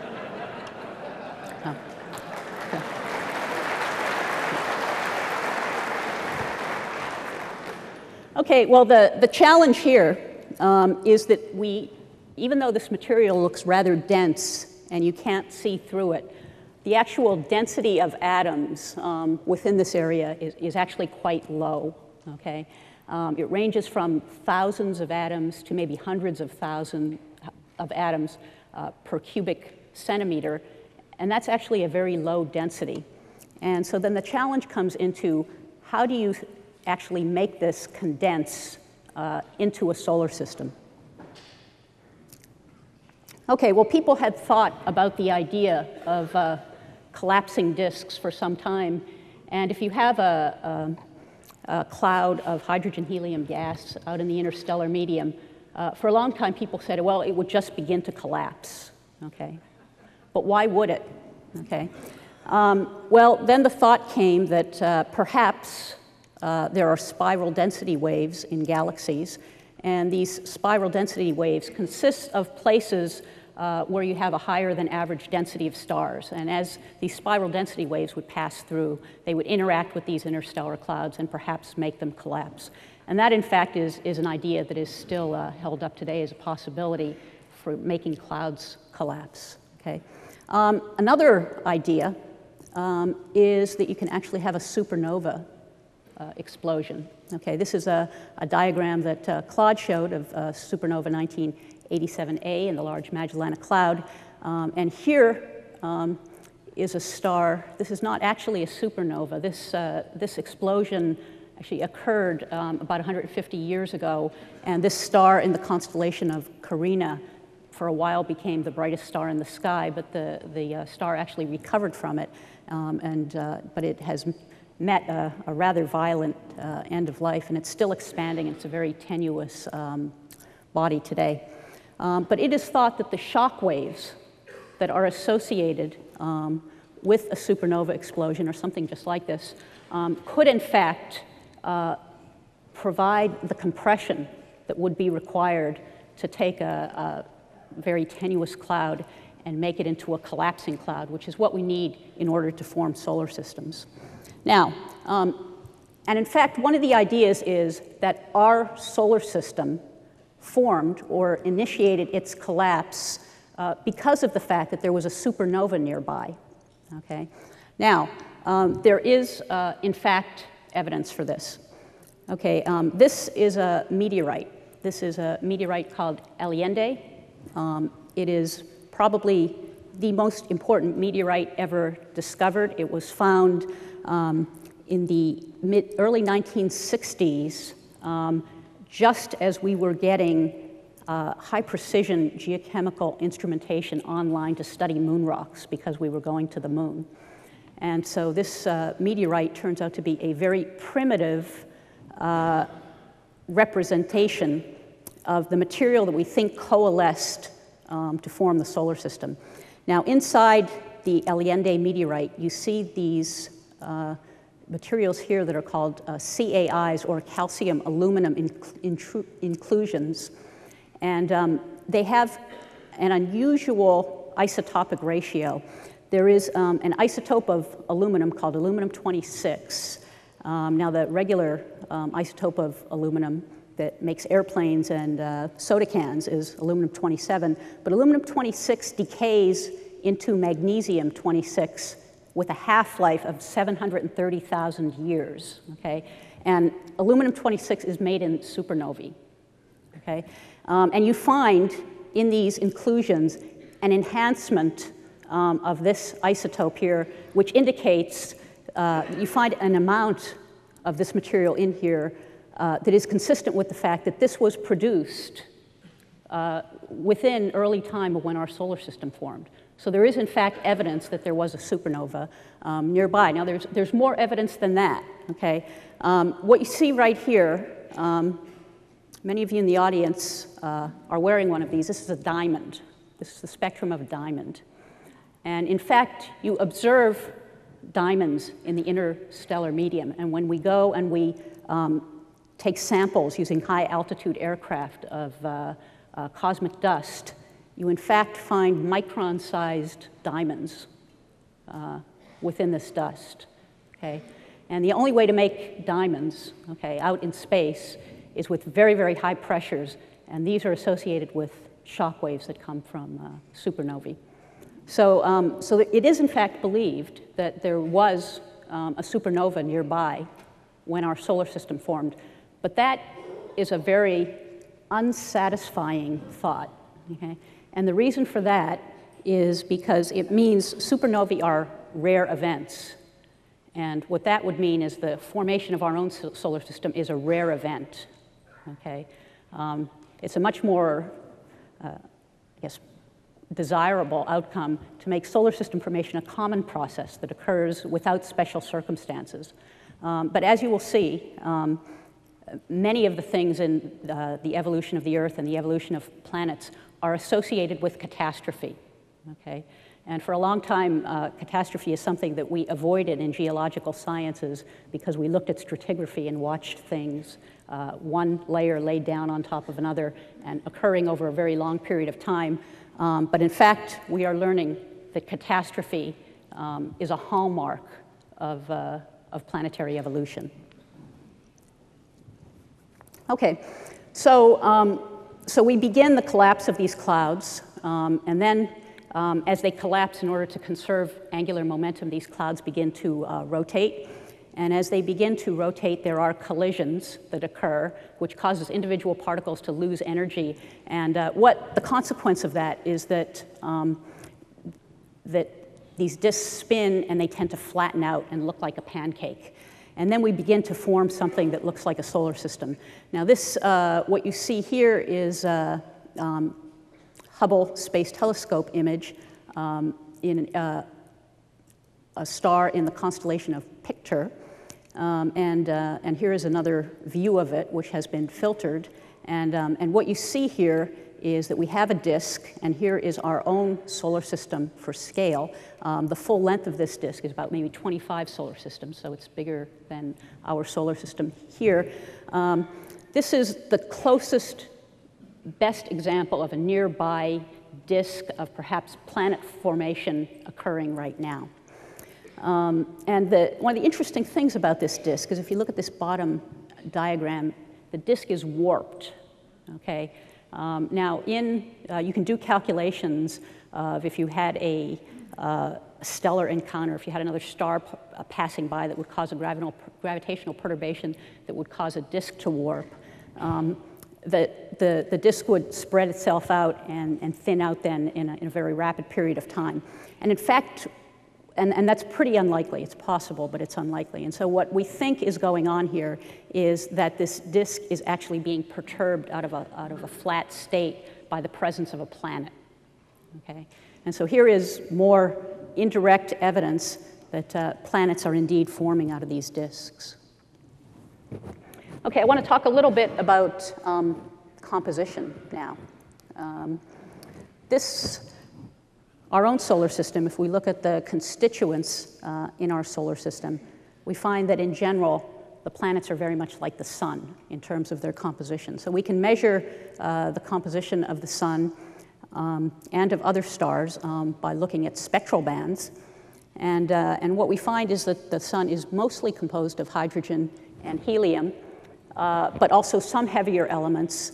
And these, of course, heavier elements were produced, many of them in supernovae. Now, what becomes interesting is as we get away from the central star, there will be a gradation in composition that is associated with the temperature distribution in the disk. Okay? Now, when you just have an interstellar cloud, it turns out that the temperature within an interstellar cloud is fairly homogeneous. Okay? But what we are going to see evidence here is that as these clouds evolve, you begin to accrete dust particles, okay? And the disk goes from being largely transparent and wispy to being dusty and opaque. And when parts of the disk become opaque, they can't release energy as effectively as when they're thin and tenuous. And as a consequence of that, those areas hold heat better. And the outcome of that is that you form large gradients in temperature, we believe, within these nebulae. So if we start here out at the sun then, here are all the planets, and this one does include Pluto. We have here Mercury, Venus, Earth, and Mars. These are the terrestrial planets, and these planets tend to be rich in iron. They have iron cores. Silicate, so they are mainly rock. They do have water associated with them. They do have some volatiles. Then we get out to the outer planets, and in the Jupiter system, Jupiter is where water ice becomes stable. And then we get out to the Saturnian system and beyond, and in addition to water being stable, we also start to get methane and ammonia. But one of the things that we try to understand is what the distribution of primordial elements is. What is the stuff from which our solar system initially accreted? Okay? Well, this comes from sort of icy snowball features which occur in space, and here's an example of one right out here. Okay?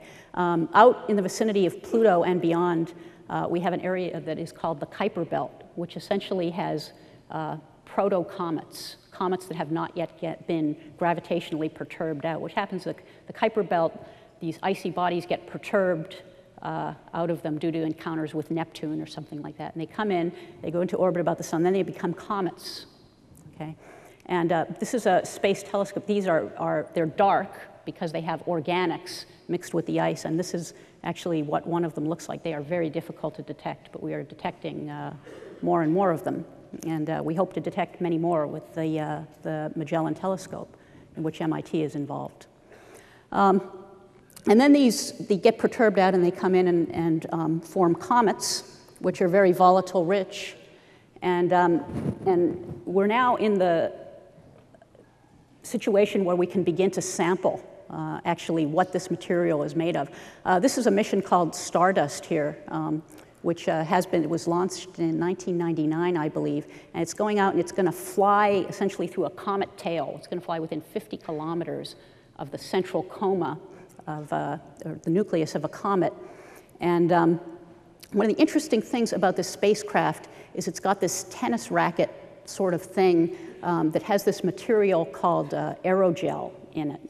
Now, a comet is volatile rich, and if you want to sample what the original stuff that made the solar system is like, you don't want to melt it, okay? You want to, and so you want to try to encounter the comet at a low enough velocity that when you capture the particles, you don't change them, melt them, vaporize them. So this material actually has a density that is, well, it's 99.8% air, okay? And it's the structure, the web-like structure, is actually at the nanometer scale. And some space shuttle flights have shown that you can take interstellar particles and they come in here and they get stuck in there. And this is actually going to come back to Earth in about 2006, I think, and we'll actually have samples on the ground of particles from a comet. And this, we think, is going to provide us with the best idea yet of the primordial composition of what the solar system is made of. Okay, so we have this disk of material. We know a little bit about what it's made of. And then out of this, we want to try to build a solar system. We want to try to build planets, okay? Now, the process of going from the process of sort of making a sun once collapse begins is understood somewhat. And the process of making planets, once they get to be about 100 kilometers or so big up, that's also somewhat known, because then gravity takes over. Once something's 100 kilometers big, it attracts other particles. But going from the gas stage and condensing dust, and then getting dust to accrete into particles that get up to sizes of 100 kilometers is really something that's not well understood. This is actually a painting here by a planetary scientist named William Hartmann, who is also a gifted artist. And this is his impression of what the early solar nebula might have looked like. Okay, so we have an early proto-sun, which has condensed far enough that the pressures in the center are large enough for hydrogen to fuse. And then we have dust condensing, and it is condensing into particles. And one of the things we don't understand is essentially how you get these things to stick together, okay? Mechanisms have been discussed, such as sintering, vacuum welding, electrostatic attraction, and these are very difficult to simulate in the laboratory. In order to go a little bit farther about this, though, we need to understand something about the life cycle of the central star, okay? This is a picture of our sun from the SOHO spacecraft, and this is a diagram that we use a lot in astrophysics called a Hertzsprung-Russell diagram, and it is a measure of luminosity as a function of temperature for stars, okay? And it turns out that most of the stars in the sky plot up in this nice luminosity temperature diagram like this, and this is called the main sequence. And this corresponds to the period of time where most stars exist in their evolution. This is a period of time when a star is undergoing stable hydrogen burning in its core. But when you're forming a proto-sun, it needs to come onto this main sequence, and before it comes onto this main sequence, it undergoes a stage in its evolution called the T-Tauri stage, okay? And the T-Tauri stage, if you've raised teenagers, then you'll understand what the T-Tauri stage is, because it's the period of stellar adolescence, okay? These stars are not yet stable adults, and they undergo huge variations in brightness. They throw off mass, they have variable magnetic fields, and here are some examples of stars undergoing the T-Tauri stage. This is in the constellation of Serpens, a proto-sun throwing off material right here. One of the classic, here's one with the interstellar disk right here having an outflowing jet going out of the top. And what is interesting about this is that because the star is behaving so violently, it is actually, throwing material out, and it's clearing out the interior part of the nebula. Okay, so it's blowing out all of the gas and the dust. So you have this thick, opaque nebula that I showed you in the last diagram, and essentially the T-Tauri stage of the sun starts to clear things out. Okay, so this actually contributes to the planet formation process.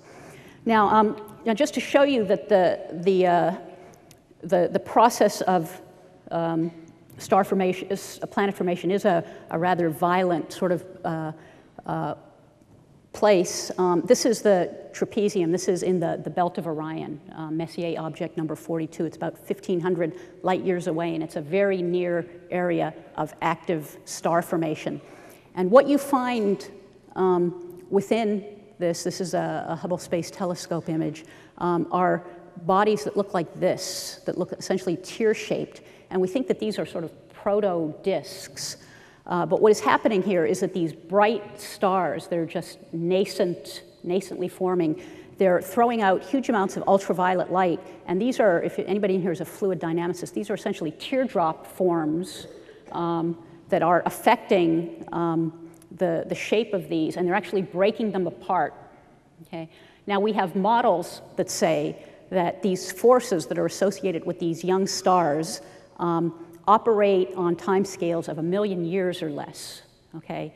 Now, the time it takes to accrete planets, we're not positive, but we have computer models that tell us that it's somewhere in the million to tens of millions of years range, which is very rapid when we consider the time scale over which our solar system has existed. But it is a longer period of time than the time scale over which these forces work that try to tear these planets apart. Okay, and so whether or not you can form a solar system is a balance on how intense these forces are and the time scales over which they're working. Okay, now other theoretical models, and this is one by Doug Lin over here and Pavel Artimowicz over here, show that when you begin forming planets and you do Monte Carlo simulations of planet formation, you tend to always form something like a Jupiter first, okay? And you form it out about where our Jupiter is, about 5 astronomical units from the sun, or 5 times the distance of Earth from the sun. And we begin accreting dust and rock out of the solar nebula, and this grows somehow up to about 100 kilometers, and then it can attract material, and it actually can pull in gravitationally material from around it. And so this process here of planet formation, giant planet formation, draws in material from the accretion disk, and actually gravitational perturbing forces, because this thing is spinning, actually produces something that looks like spiral density waves that we've seen for galaxies. So we have a commonality in these processes. Now, with the giant planets, we begin accreting rock and dust, and if we're out as far as Jupiter, ice as well. But initially, the solar nebula there is very dense, and these planets out here become massive enough that they can even suck in the gas around them before the T-Tauri phase gets them away. And so in the outer part of the solar system, where there is an abundance of gas, we can actually grow planets that have rocky cores, mostly hydrogen interiors, but what's interesting is that when you get to very high pressures, the pressures are so high that the electrons get stripped off the hydrogen atom and they form a C, so they essentially act like transition metals. And we call this metallic hydrogen. The pressures also get so high that helium begins to rain out and fall, and so you actually get something that's called helium rain inside of these giant planets forming. Okay. I was making this slide, and my 8-year-old came up and said, "Is that the 3 bears?" And I said, "Yeah." And he says, "Well, we did that in kindergarten." And I said, "Well, some of the most important lessons that you learn in life are learned in kindergarten." And that is the case right here. Okay, so there's Goldilocks, and here's the three bears with their porridge. If you remember Goldilocks, this one was too cold, this one was too hot, this one was just right. And this actually ties in perfectly with an understanding of what the role of collisions is in planet formation. Okay, if you think about it, if the velocities of which these particles are undergoing are too slow, what happens is that all these particles in the solar nebula will just fall into concentric orbits, and they will never accrete, they'll never collide, and they'll never be able to build planets, okay? And if these collisions are too fast, what happens is that these things, bang into each other and they just break each other apart, and then you can't build a planet out of that either, okay? So the collisions have to be just right, okay? And so this diagram from the three bears just nicely and colloquially, I think, expresses the sentiment that was produced by the theoretician Safronov, who actually went through and formally determined what the range of collision velocities had to be to actually grow things as opposed to breaking things apart. Okay? However, the process of impact is one of the most important processes in planet building. Okay? This is an image of the moon, actually from the Cassini spacecraft, which just recently flew by Jupiter.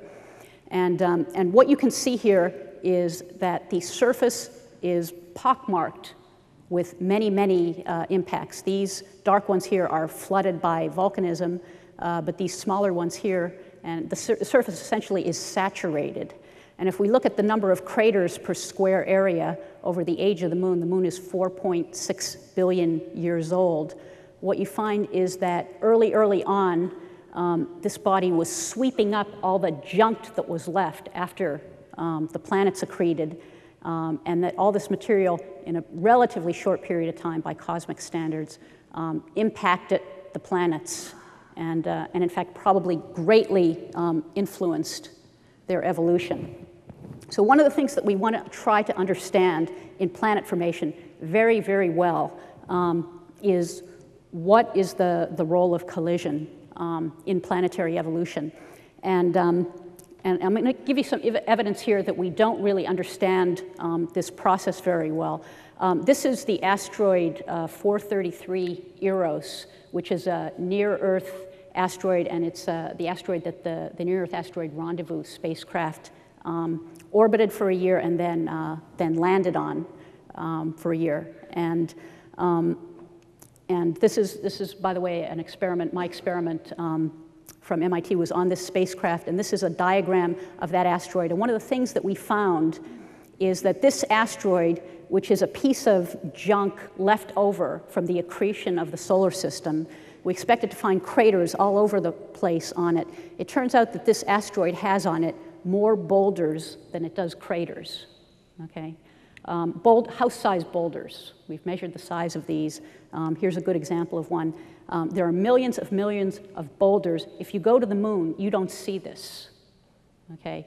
Until this past, I guess last fall, we had no realization process that something in the collision process of asteroids produces boulders and doesn't produce craters. And so our understanding of what this process acts like on low-gravity bodies, we need to essentially go back to ground zero. This is essentially a Hall of Fame diagram of the biggest impact craters on planetary bodies in our solar system that we have measured relative to the size of the body. Okay? Right here, let me start with this satellite. Mimas is one of the satellites of Saturn, and this large crater, Herschel, was imaged by the Voyager 2 spacecraft when it flew by the Saturn system in about 1980.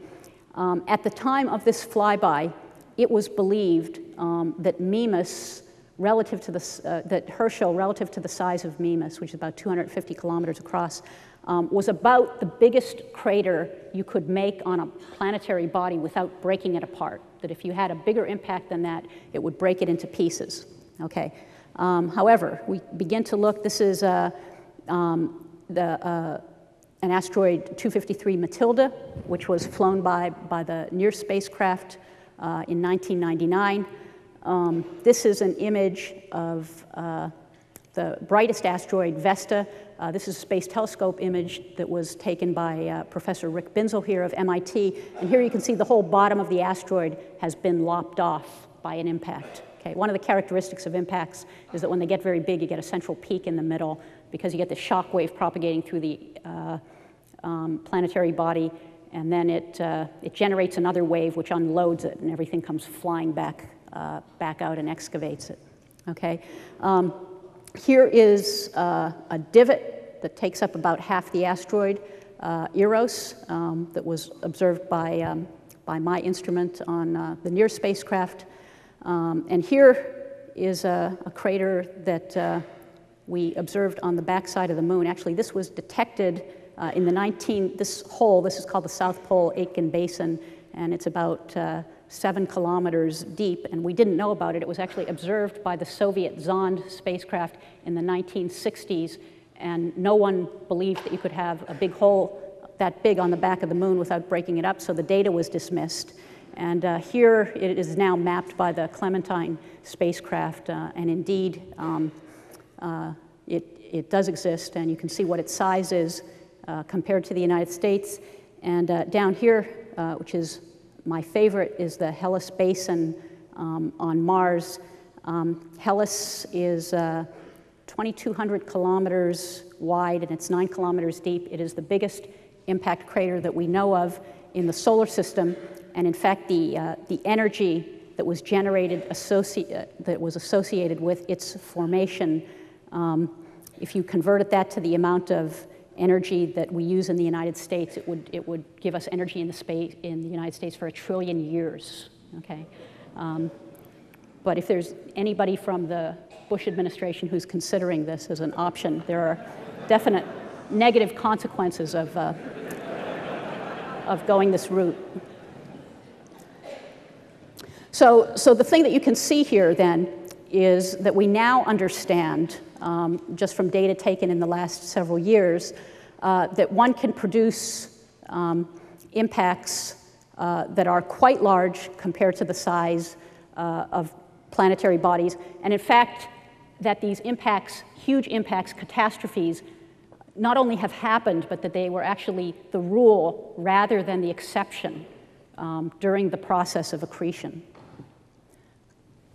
Okay, now in order to try to understand the process of planet formation better, one of the things that we try to understand is the bulk chemical composition of a planet. Okay, if we look at the Earth, this is a very simple-minded diagram to show the relative size of the core of the Earth compared to the size of the Earth, and the core is about half the radius of the Earth. Okay. Now, if you go to Mercury, we don't know too much about what the inside of Mercury is like, but we know the mass and we know the size. And so if the core is made of iron, which we believe, then the radius of the core is about 75% of the radius of the planet. Okay. Now, so we have a question here. Did Mercury form because it was closer to the sun with much, much more iron than the Earth formed? Or did something happen to remove the crust of Mercury? And we'll talk about this. It is possible that an impact could have stripped off much of the crust of Mercury. This is a spacecraft called Messenger, and this will be launched in 2004. And this spacecraft is actually going to go and orbit Mercury. And we have been to Venus, a number of times. We send multiple spacecraft to Mars every 2 years whenever we have a launch opportunity. But we have only sent one spacecraft to Mercury, and that was Mariner 10 in the 1970s. And we didn't even get into orbit. We just flew by the planet twice. And in fact, we don't have images of half of Mercury. Okay, we only have seen half of Mercury. And the reason why that's the case is that it is very, very difficult to go to Mercury, okay? Because in order to get into orbit around a planet, essentially what happens is the spacecraft has to throw on the brakes and slow down and allow the gravitational attraction of the planet to pull it into orbit. But if you think about what it's like if you launch a spacecraft from Earth and you go into Mercury, it's like throwing a penny in a wishing well, and what happens is that the spacecraft speeds up, okay? So you need to take a lot of fuel with you, and so you're essentially taking a fuel tank to Mercury, and the mission that we're sending here is essentially has to do 3 flybys of Venus and 2 flybys of Mercury just to slow it down. So it's going to take it 5 years to get there. And it is, of course, close to the sun, so the radiation is intense and the temperature is extremely hot. It is hot enough to melt lead. So when those of us who are involved in this mission say, we're going to hell, and we couldn't be happier. But it's great because it's a technical challenge. And in fact, the way you get around it is this is a heat shield that is kept between the planet and the spacecraft, and that keeps it nice and cool. But actually what kills you is that the infrared radiation that is reflected off of Mercury towards the spacecraft, because those are where the instruments look. So, so these ideas of how much iron Mercury has, they can be addressed, but it's quite a challenge to do so. So this is why I said that it is perhaps possible that Mercury lost some of its crust to an impact. This is how we think the moon formed, right here. Okay, this is a calculation that was done by Jay Malash out at the University of Arizona, but we think there's a fair amount of agreement in the community that this is a viable possibility for how the Earth's moon formed. It is thought that a body the size of Mars with an iron core hit the Earth, okay?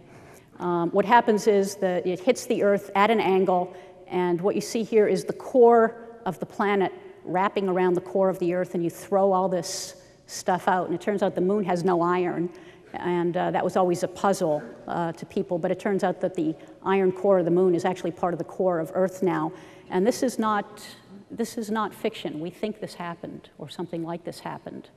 And so the idea of huge collisions affecting planetary evolution is, I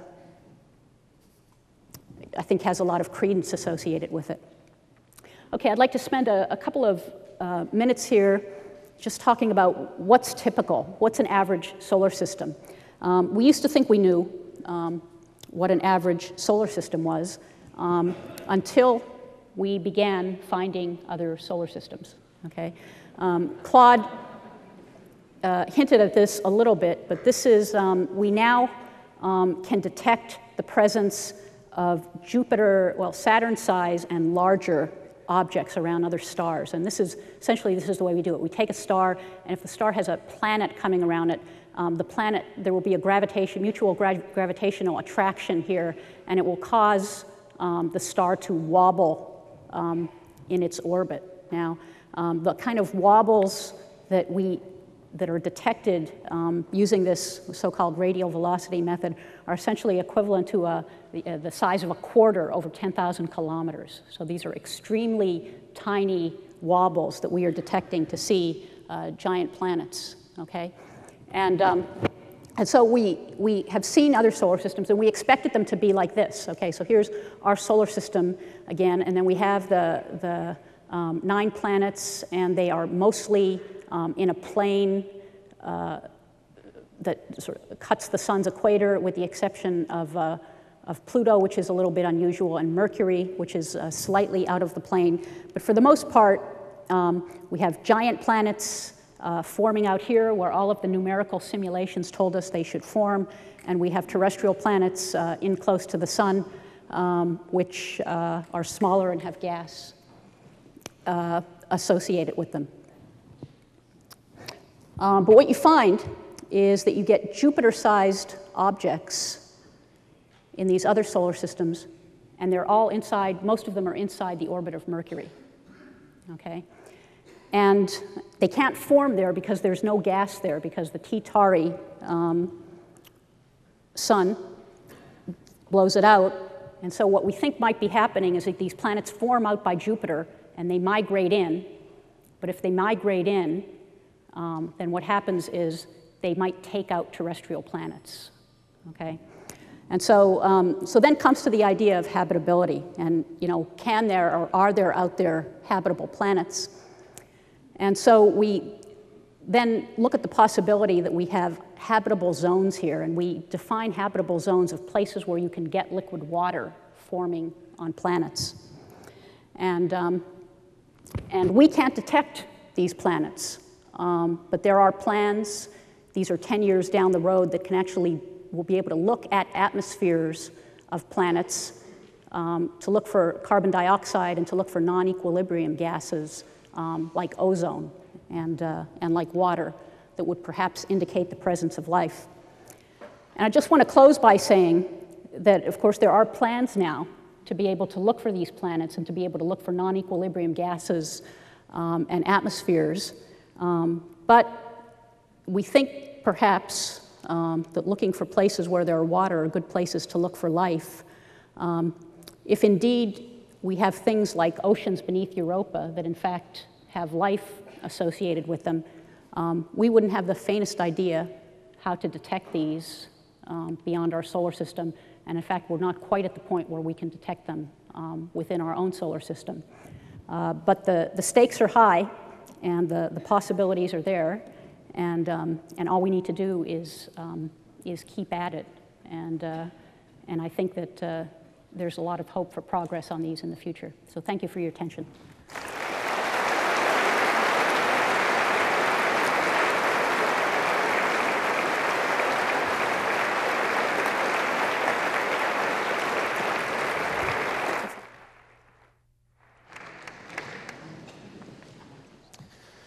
Right, let me first say it's a pleasure to be here. MIT is one of my favorite institutions. What I'm going to try and do today is, I'll get rid of these lights, can't see anything. What I'm going to try to do is three things this morning. First of all, I'm a paleontologist, and I'm going to try and give you a feeling for the slippery nature of evolutionary theory. Having done that, what I'm going to do then is try to give you a sense of how, working with an incomplete fossil record, we are developing methods to introduce sort of levels of rigor into the sort of statements that we can make about the history of life given that fossil record. And third, I'm going to return to the beginning of today's session, which is give you a glimpse of the way that the genomics revolutions are beginning to change our view of the evolution of life on the planet. And so if I can have the first slide, I guess I control that. That's easy. So here's a picture of Charles Darwin, who wrote a very long book called The Origin of Species. He called the book an abstract, and in fact, in the abstract of the abstract, there's a paragraph, and the paragraph is here. And this, in a nutshell, is Darwin's theory of evolution. And he simply states, as many more individuals of each species are born than can possibly survive, and as consequently there is a frequently recurring struggle for existence, it follows that any being, if it vary however slightly in any manner profitable to itself, under the complex and sometimes varying conditions of life, will have a better chance of surviving and thus be naturally selected. From the strong principle of inheritance, any selected variety will tend to propagate its new and modified form. That is the theory of evolution. And the question is, how can something so simple be so difficult to understand in practice? Rewriting it, I've cast it this way, Darwin's syllogism. He simply states, and it's a thought experiment, if there's a struggle for existence, and if the phenotype is variable, and if existence depends at least in part on the phenotype, and if at least some of those attributes are heritable, then you expect a transformation of species with time. That is, descent, misspelt, with modification. And so most of the abstract that Darwin talked about was trying to provide empirical evidence for each of these statements. I think it's key to remember that the driving force of evolution itself is not natural selection, but the fecundity of nature, the propensity to overproduction. And of course, that's the proximal cause. The distal cause, of course, is solar energy, which is ultimately what's driving the Earth system. The significance of Darwin is that it's the first evolutionary theory that clearly separated the existence of variation from the direction of evolutionary change. And it's that uncoupling that adds to the complexity of understanding evolutionary phenomena.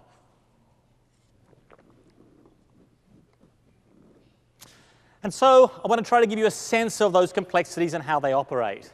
Here's Darwin's famous example of the long neck of a giraffe being already the longest animal in its environment. If, in the case of occasional drought, longer-necked animals can reach food that other animals can't, you might expect them to differentially survive. So it's relatively easy to understand how, by the process of natural selection and variation, you might get an increased length of giraffe necks. This gives you a beguiling sense of how easy it should be to construct evolutionary explanation. But when you think about, say, the complexity of the human hand or the human mind, you might ask, how can we understand that in these terms? And so what I'm going to do now is run you through a very quick computer simulation to show you how complexity gives rise to morphological form. This is a little diagram here in the corner here of a fossil plant called Cooksonia. It's the first plant to metaphorically crawl up onto land. It's very, very simple. It's known from the Silurian period in the fossil record. And here, what Carl Nicholas did at Cornell is simply develop a computer model of variation within the plant. And what he did is say it can generate new branches, it can have different angles between those branches, and those branches can swivel around. And using the morph space generated by those principles, he asked the question, what plants do I expect to get under different selective pressures? So here I have a plant with selection for only reproductive success. I want as many branches as high as possible, as many branches for lots of seeds, and high as possible for dispersion of those seeds. And you finish up with one optimum, and it doesn't look much like a tree. He then selected for mechanical stability. Branches will break off if horizontal, but long branches are fine if vertical. So here we have long vertical branches and short horizontal branches. 3 optimal solutions. None of them look much like trees. Light interception. Here I want to have many branches out as horizontally as far as possible to collect light. And here again, 3 optimal solutions. And some of these begin to look like trees. But you'll note there's a conflict with some of the other constraints. And so what then Carl did was simply run the simulation again now, but using all 3 selective criteria. And what you find is you get multiple solutions, and a lot of these start looking an awful lot like trees. And so just like spin glasses, where an atom squeezed between 2 atoms with different spins has trouble recognizing whether it should be up or down, so in morphological evolution, we represent complex compromises in the very many complex forms and needs that we have as organisms. And so one of the reasons why it's so hard to look at an organism and understand what the selective pressures are is because of the hidden ways in which these selective constraints interact. Notice also that the mathematical idea that there should be one master species and it should win is sort of undermined by this sort of computer simulation, which indicates, in fact, that diversity is in part a product of these different solutions equally good to conflicting needs. So evolutionary theory is also structured somewhat differently than physical theory. And we've all seen this before, and the whole point of Newton's law of universal gravitation is that that law operates at any time, at any place. Evolutionary theory is built very differently. It's about consequences. Here's a very simple example. It turns out in the Triassic period, about 220 million years ago, the first turtles evolved. They have shells. They could not retract their necks. And then what we find happens later in evolution, in the Jurassic period, the evolution of 2 distinct forms of neck retraction. Of course, having a shell both gives you the need to retract your neck, your slow, and the place to retract your neck too. And so what happens now in the northern hemisphere is you have turtles that retract your neck vertically into the shell, and now only in the southern hemisphere there are turtles that wrap their neck around the side.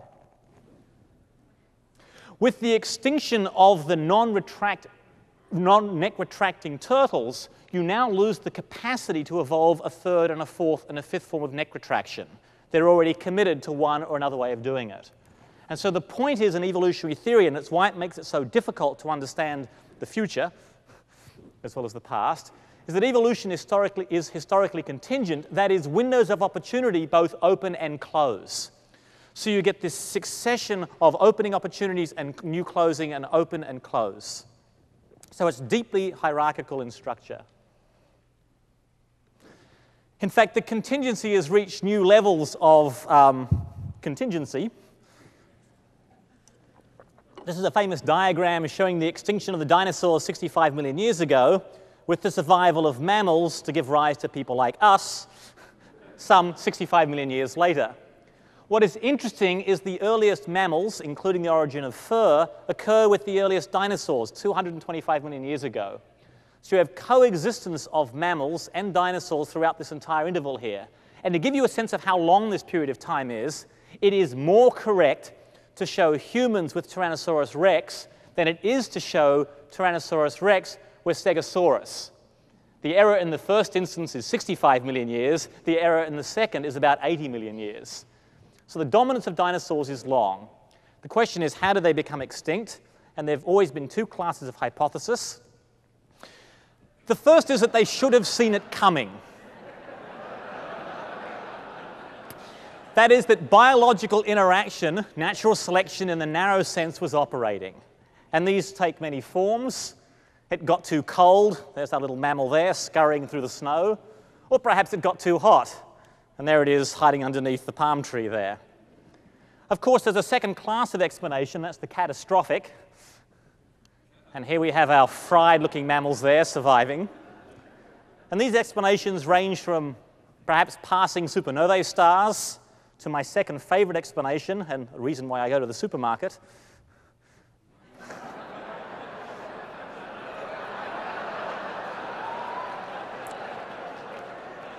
We'll ignore the error in time. It is, after all, the World Weekly News Report.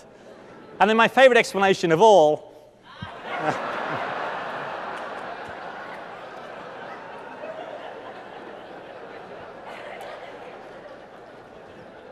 And of course, this is the favored explanation now, and part of the reason is because geologists over the last couple of decades have been finding debris deposits from the ejecta blanca of the impact, which happened right here in Mexico. And so there's obviously an extreme case of contingency where a meteorite impact, of which we just saw in the previous talk to well, wiped out the dinosaurs, in large part, we think, due to their large body size, giving opportunity for evolution of mammals to gain ecological ascendancy, which means increased body size, which means ultimately something like Homo sapiens. So, phase one finish. Phase two, how do we handle the incompleteness of the fossil record, particularly ancestors and biodiversity? So, some people get upset with the notion that humans might have evolved from chimpanzees, and so similarly, some chimpanzees might be upset at the notion that they evolved from humans. And of course, the point is that neither of them is true. That is, that there was a last common ancestor of chimpanzee and humans, and we've each had our own independent histories. Now, it turns out that the attempt to understand these ancestral forms has changed fairly radically in the last few years. And I'm going to start the story with, in fact, the only fossil that was described and named before it was found. And this is the famous fossil. It's called Pithecanthropus alalis. It's also known as Java man, and it is now known as Homo erectus. Darwin produced Origin of Species. Haeckel in Germany picked up the idea and convinced the Dutchman Dubois that there should be an ancestor of chimp and human, and he took his whole family off to Java to look for that ancestor. Pithecanthropus ape man alalis cannot speak, thought to be unique to humans. And so after many years of frustration, he found Java man here, a skull cap, who knows whether it could speak or not, so he decided to duck the issue of whether it could. So he called it Pithecanthropus erectus, and he called it erectus because the angle here at the head of the femur, going down towards the toes in this direction here, indicates that the legs were held underneath the body, and therefore it walked erect, unlike a chimpanzee. And so this is the first fossil of Homo erectus. And so if we take Pithecanthropus erectus, Homo erectus, and put it in our evolutionary tree, here's human, here's chimp, we can insert it right here, indicating that bipedality arose before a large brain did. Now, building these trees can be problematic. Here's a diagram of a skull of Australopithecus boisei and robustus with these strong sagittal crests on the top of the heads for attachment of massive jaw musculature. If we insert this into the tree, we get a problem. Here's Australopithecus boisei here. We gain bipedality, we gain the sagittal crest, and now we have a problem. We have to lose it again before we get to Homo erectus and Homo sapiens. And so it seems perhaps a little more efficient to suggest that this species belonged to a completely different lineage of hominid-like, and so we swing it out into a different evolutionary lineage so. So it turns out what happens now in modern paleontology, we don't really look for ancestors anymore. All we do is try to place fossils in one of these branching diagrams. And so, two simple examples. This is Archaeopteryx, probably the most famous fossil known. It is clearly a bird. It has a full set of feathers, but it is strange for a bird. It has a long tail. The pelvis is unfused. It has teeth in its jaws. It's got claws sitting at the end of its fingers.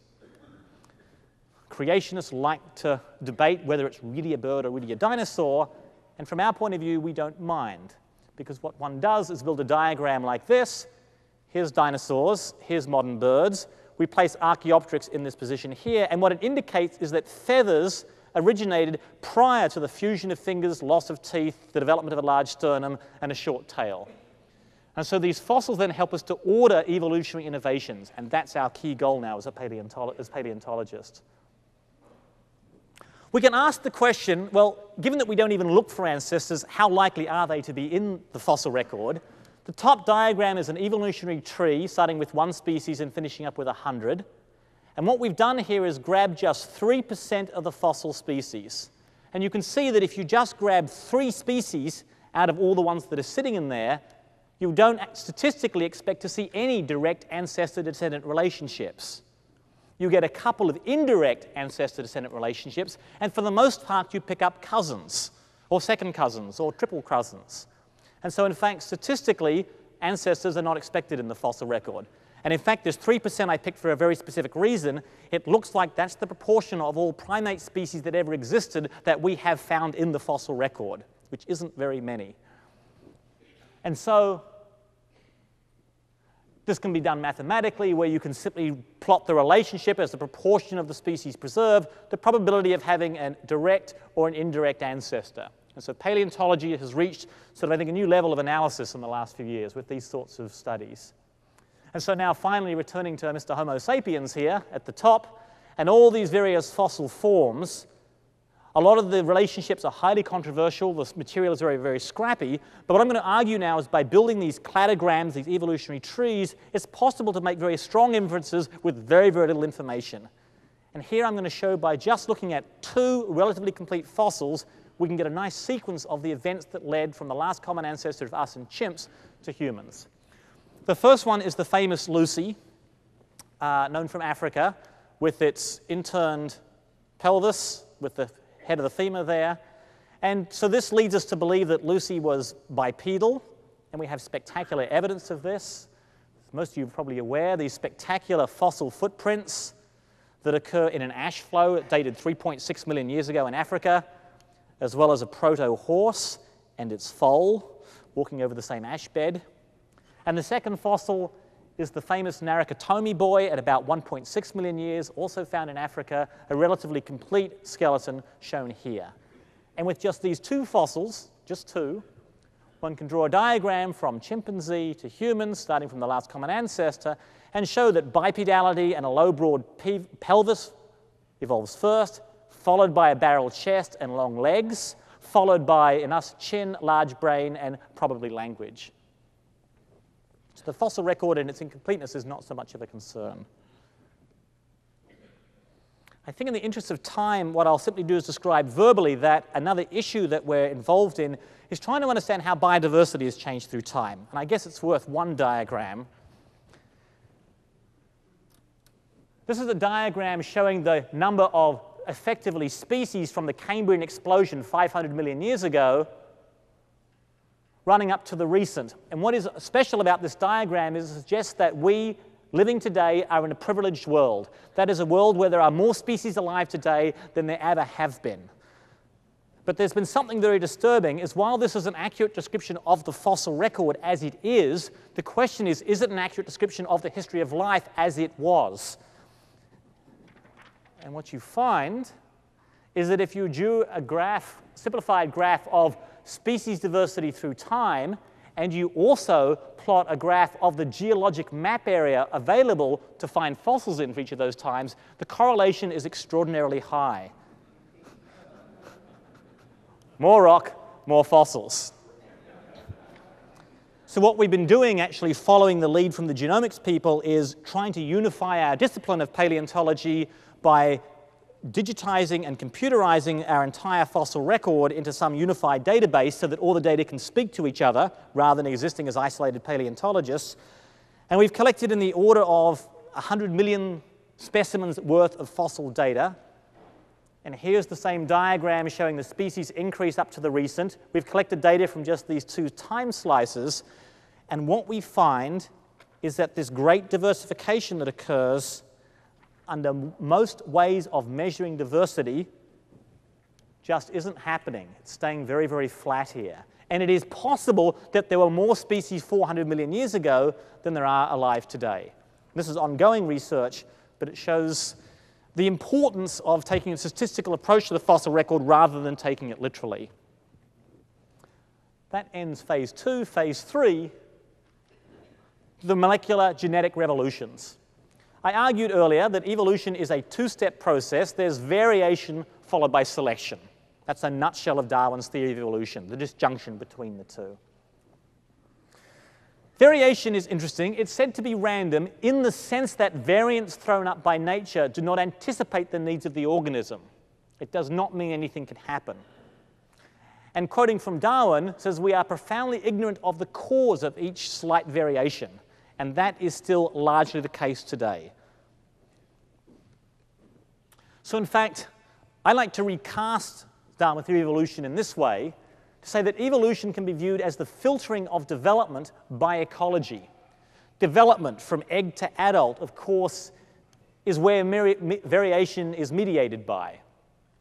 So developmental biology is core, and ecology, of course, is the arena within which natural selection operates. And I mean ecology in the broadest possible sense: interaction with other species, interaction with the physical environment.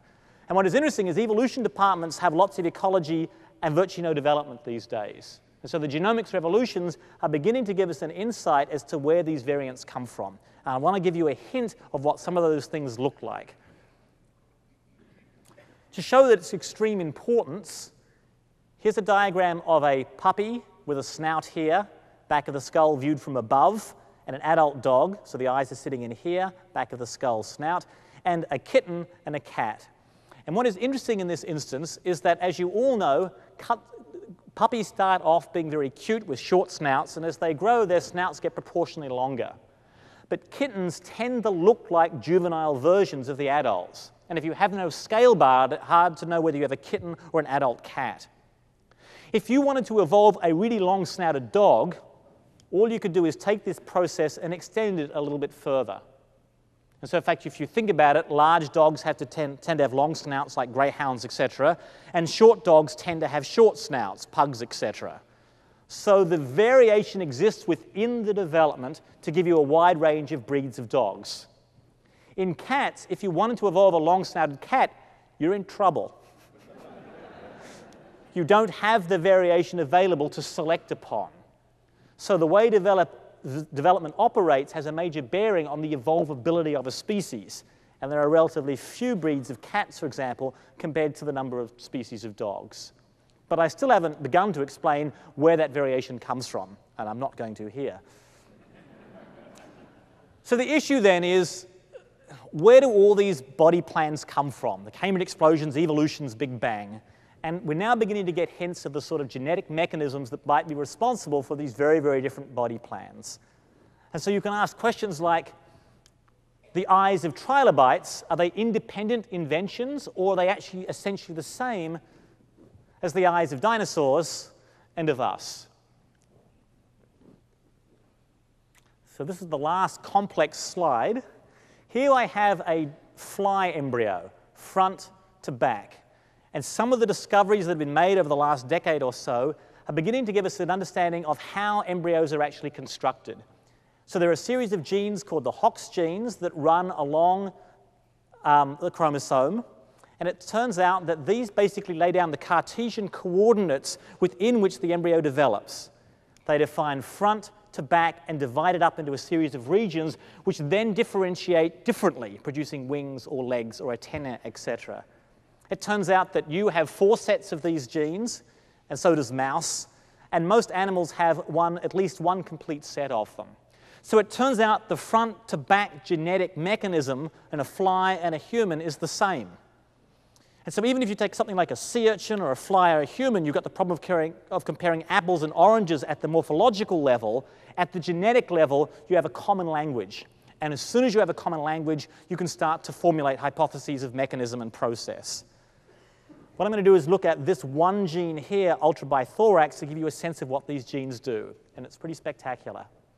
This is part of a fly. The head sits here. This is the thorax. This is the abdomen. 3 thoracic segments, 1, 2 sporting this very large wing, and the 3rd thoracic segment sporting a structure called a halter.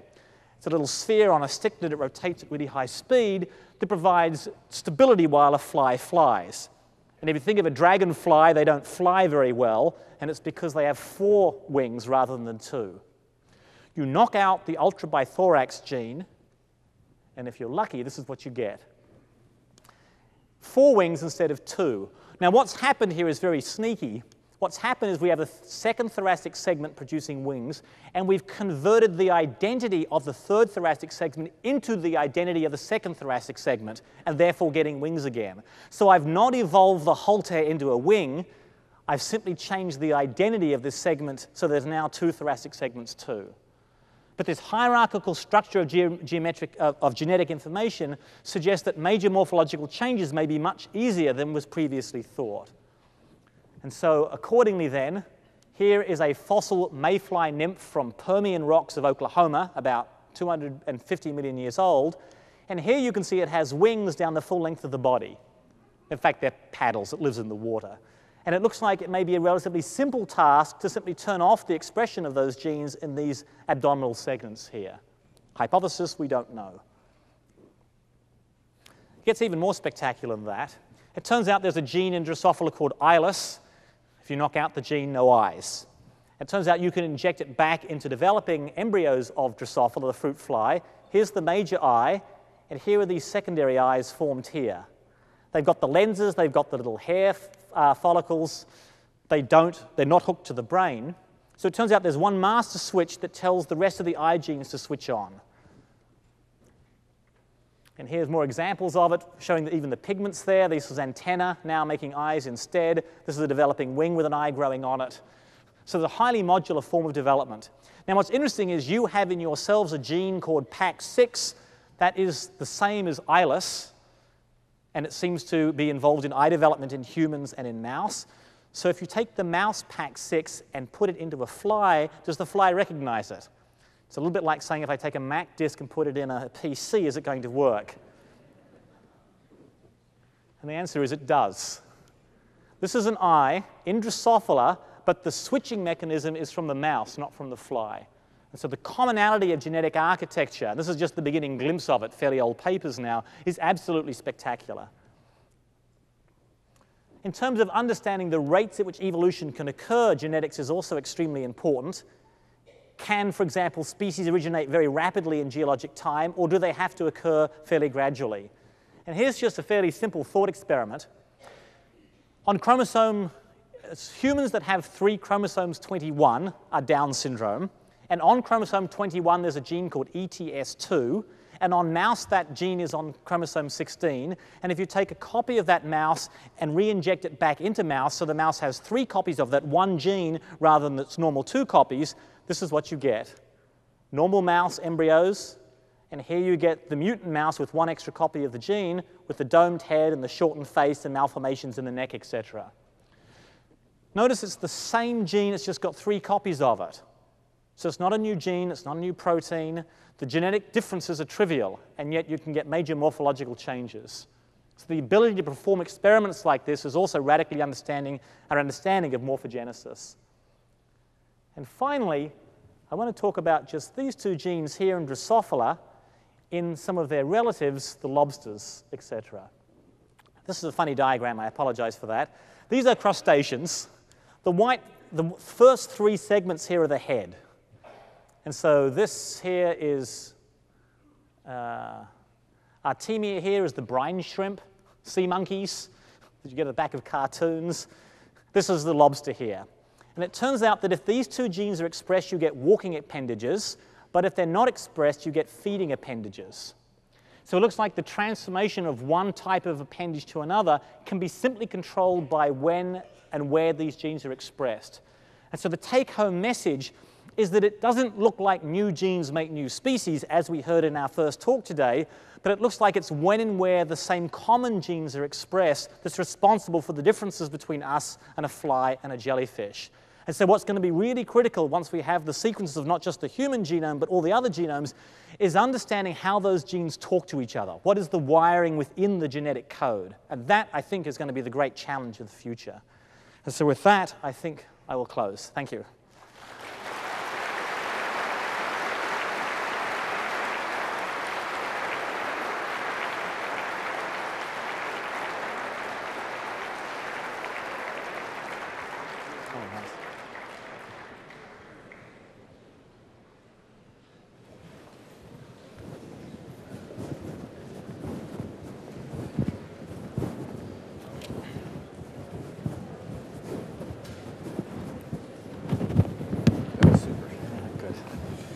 We are going to move directly into what will be a somewhat abbreviated and highly informal question and answer session. I have a whole host of questions here. No way we will get through all of them, but we'll try to hit some highlights. The first question is for me. It says, if 6635 Zuber is named for Maria, is 2 Vesta named for you or your wife? And the answer is no. Second question is also for me, but it's about Charles Marshall. It says, is being a professor at Harvard a necessary and sufficient condition to be an adjunct faculty member at MIT? And the answer answer is is also no. Now here's a serious question. Interestingly, about a third of the questions were all, if not identical, all along exactly the same theme. And I'm going to at least initially direct them to Claude, although any of you may wish to dive in here. They all have to do with Big Bang.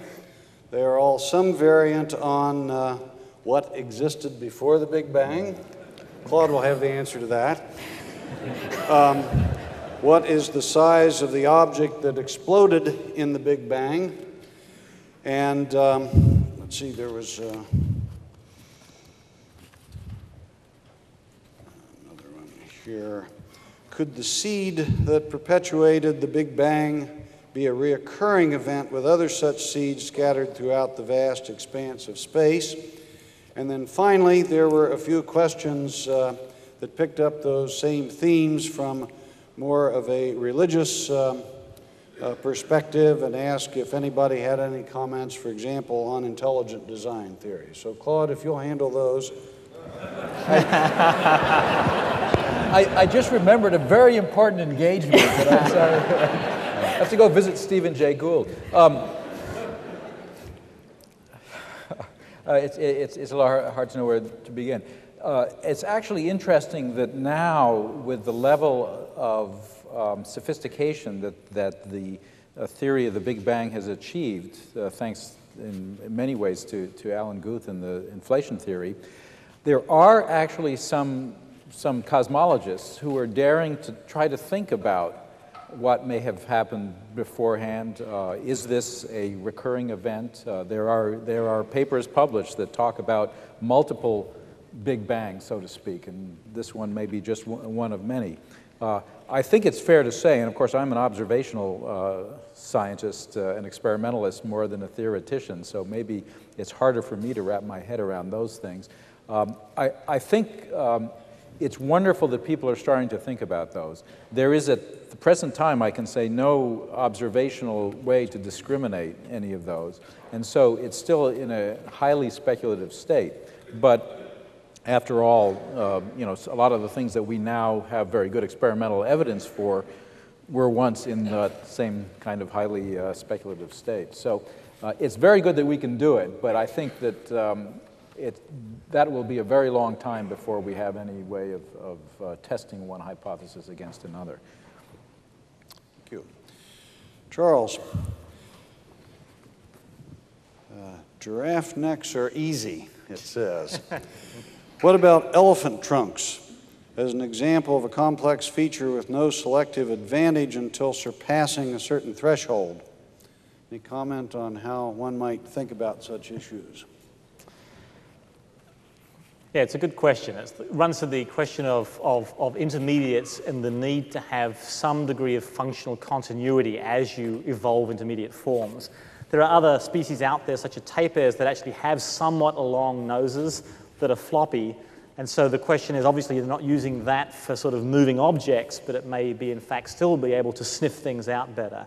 So my suspicion is the primary function, then, of an elephant's trunk prior to its use as a fifth arm, so to speak, is actually used for smell in that sense, and the fact that it can be waggled around. It's a just so story, but that would be the one that I would come up with.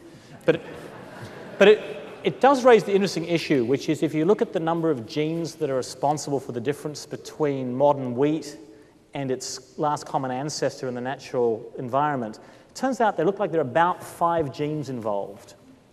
And so it's beginning to look like what happens is rather than having to accumulate a very large number of small mutations to get from here to there, that the gap sizes are sort of exponentially distributed. There are a few very large jumps and a whole bunch of little ones. And so in some cases, it may be possible to get jumps in morphological space genetically rather than having to actually traverse them minute step by minute step. And this is new theory that's coming out in the last 2 or 3 years. So genetics revolutions have a long way to go yet, but I think we're on the brink of them. There were several questions around another somewhat more modest theme, which I will address to Maria. Claude, you may want to jump in as well. But there are several questions asking about the current status of the SETI project and what is being learned. Okay, I'll take it. Well, SETI is run, I think, a little bit like a mom and pop operation. It's being done at radio frequencies and also up the street at Harvard at optical frequencies. It'll soon be coming online. Oh, SETI. Search for extraterrestrial intelligence. Yeah. And what that is an attempt to detect signals of life from planets beyond our solar system. And I guess the short answer to what has been found so far is that there have been no detections that can unambiguously be called positive. Okay, and but the bottom line is that within, say, 50 light years of our sun, there are thought to be perhaps as many as 100,000 places to look, and so we have barely scratched the surface of what is out there. In addition to looking, you need to be looking at the right time. Okay? You need to be looking when somebody is transmitting to us. And so, what is needed are more observations. And right now, a lot of that's being privately funded. And it's not a large operation, but it's very efficiently run at the scale that it's operating at. Cool. Claude, I gave you a tough one to start with, so let me give you a little easier one here. Is the Chandra telescope performing up to its expectations? Absolutely. I know you love to answer that question. Absolutely. It's really been extraordinary. As a few of you may know, it took us 20 years of effort to, some of it actually political and a lot of it technical, to get to the point where we could launch Chandra 2 years ago. It's one of, I think Eric Lander mentioned in his talk about how science is really now in biology moving towards a place that actually Maria and I know very well, where you only make progress when you bring together the best engineers, the best scientists, the best operations experts, mathematicians and computer scientists and so forth. And that's been the great fun of Chandra, is getting the team effort together, and having it work so well is the great satisfaction, I have to say. Charles, here's your equivalent softball, I hope. Who is the author of the paper on tree simulation paper, and is it available? It's Carl Nicholas, Niklas. It was Proceedings of the National Academy of Sciences. I can't remember the year. He's also published a book, University of Chicago Press, which fills out sort of evolution of plants in that way. So yes, both are available. Thank you. There was also a related publication question that came in several guises asking, would the various PowerPoint presentations be made available on the web? And let me give a tentative answer of yes to that. I think we can put it up through the Alumni Association. So we will try to meet that demand, which was raised by several people. Here's a question. How do you determine the age of galaxies? With some difficulty.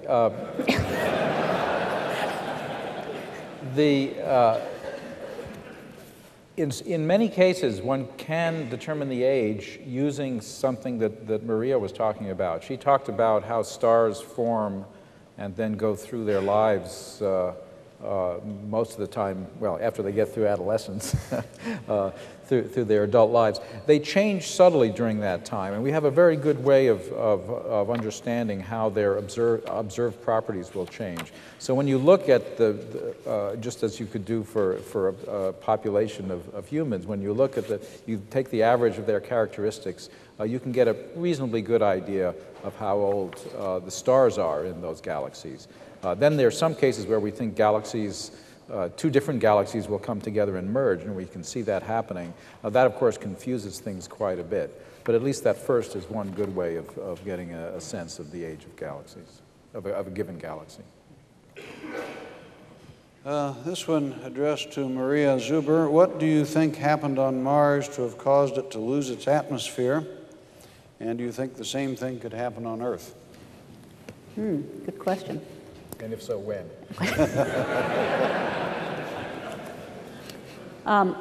Okay, well, the easiest way to lose an atmosphere on a planet is to take it off with an impact, if you want to get rid of a lot of it.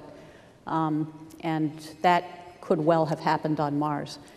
The other way that you can get rid of an atmosphere is the solar wind particles can interact with molecules in the atmosphere and dissociate them. So if you have water in the atmosphere, it can break it into hydrogen and oxygen, which are then lighter and can then go off into space. However, when we look at evidence of the surface of Mars, it shows vast evidence for liquid water having been present on the surface. We also now have good evidence that the magnetic field on Mars shut off very, very early. But kind of no matter what you do in terms of looking at models then where you would dissociate molecules by the solar wind, whether you could have thermal escape mechanisms, there's nothing you can do to get rid of as much of the water in the atmosphere as we believe there was once on the surface. And so barring the kind of impact that you saw right there, which would have lost a lot of the atmosphere, we don't know the answer for that, and that's one of the, essentially the golden rings of Mars exploration, is to try to figure out where the atmosphere went. And could it happen on Earth? Who knows? Maybe. Mark that down. It was said here. Maybe. Charles, I apologize, I can only read part of the writing here, but I think I have the thrust of it. Why are plants round, I assume in cross-section, as opposed to other kinds of shapes? My other name is Rudyard Kipling.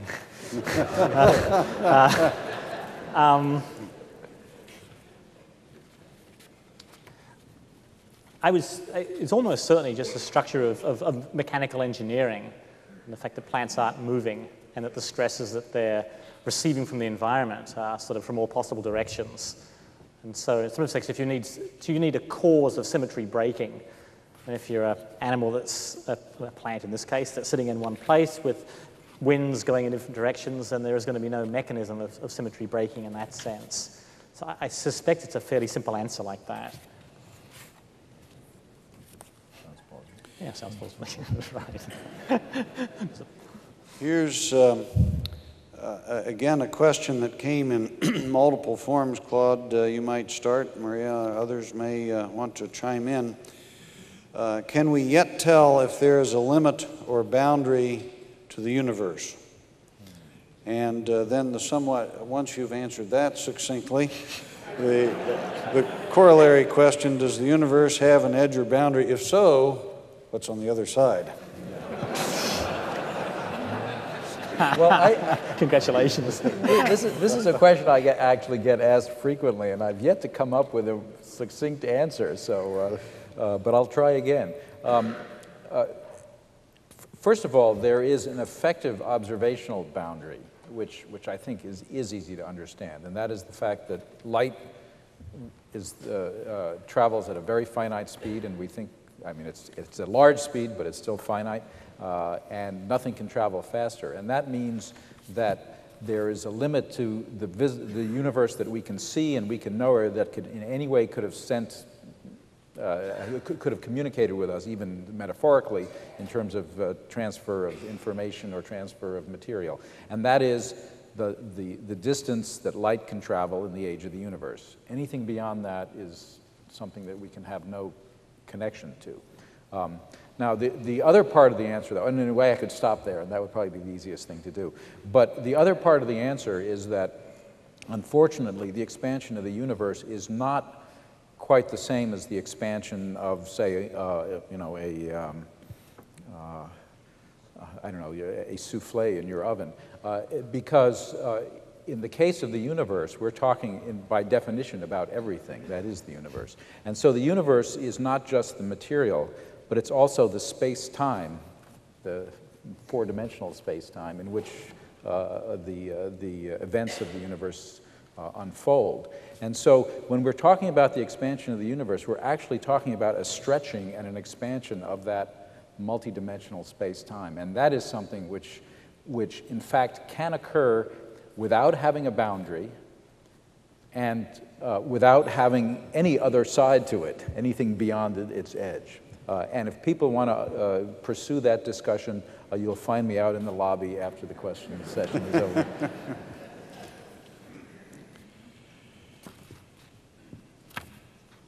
Well, these are difficult.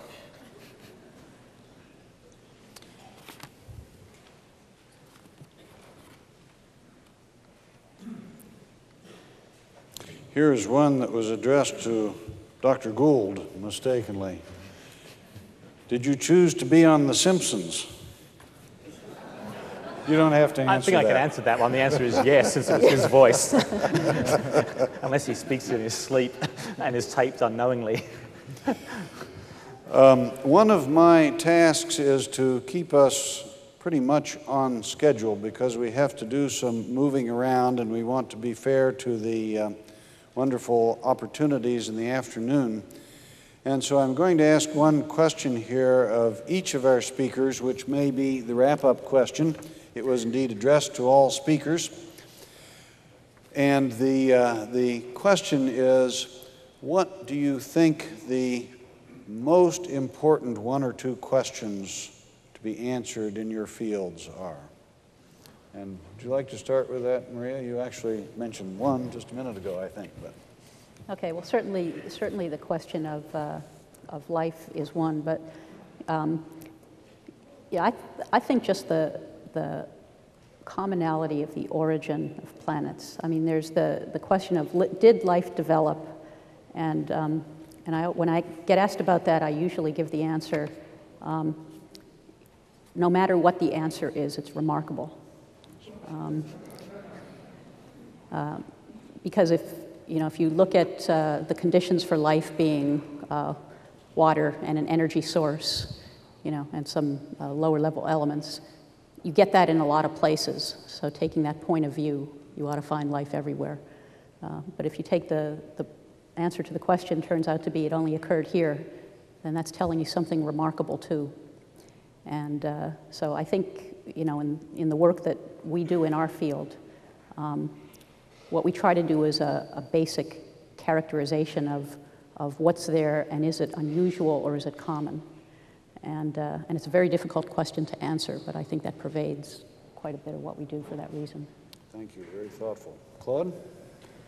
Well, I guess I also touched in my talk on what I think is probably one of the outstanding questions. But one thing I wanted to say is that we talked about a lot of progress being made. And of course, progress in science is often as much in being able to formulate the new questions as it is in answering the old ones. And we have answered a lot about the age and structure and content of the universe, but we've also raised some new ones. And the new ones that fascinate me and that I think will keep us busy for a while deal with those components of the universe, the content of the universe that we're just discovering are there and that we don't understand. And the ones I mentioned are the dark energy, the two major ones that exist, the dark energy and the dark matter.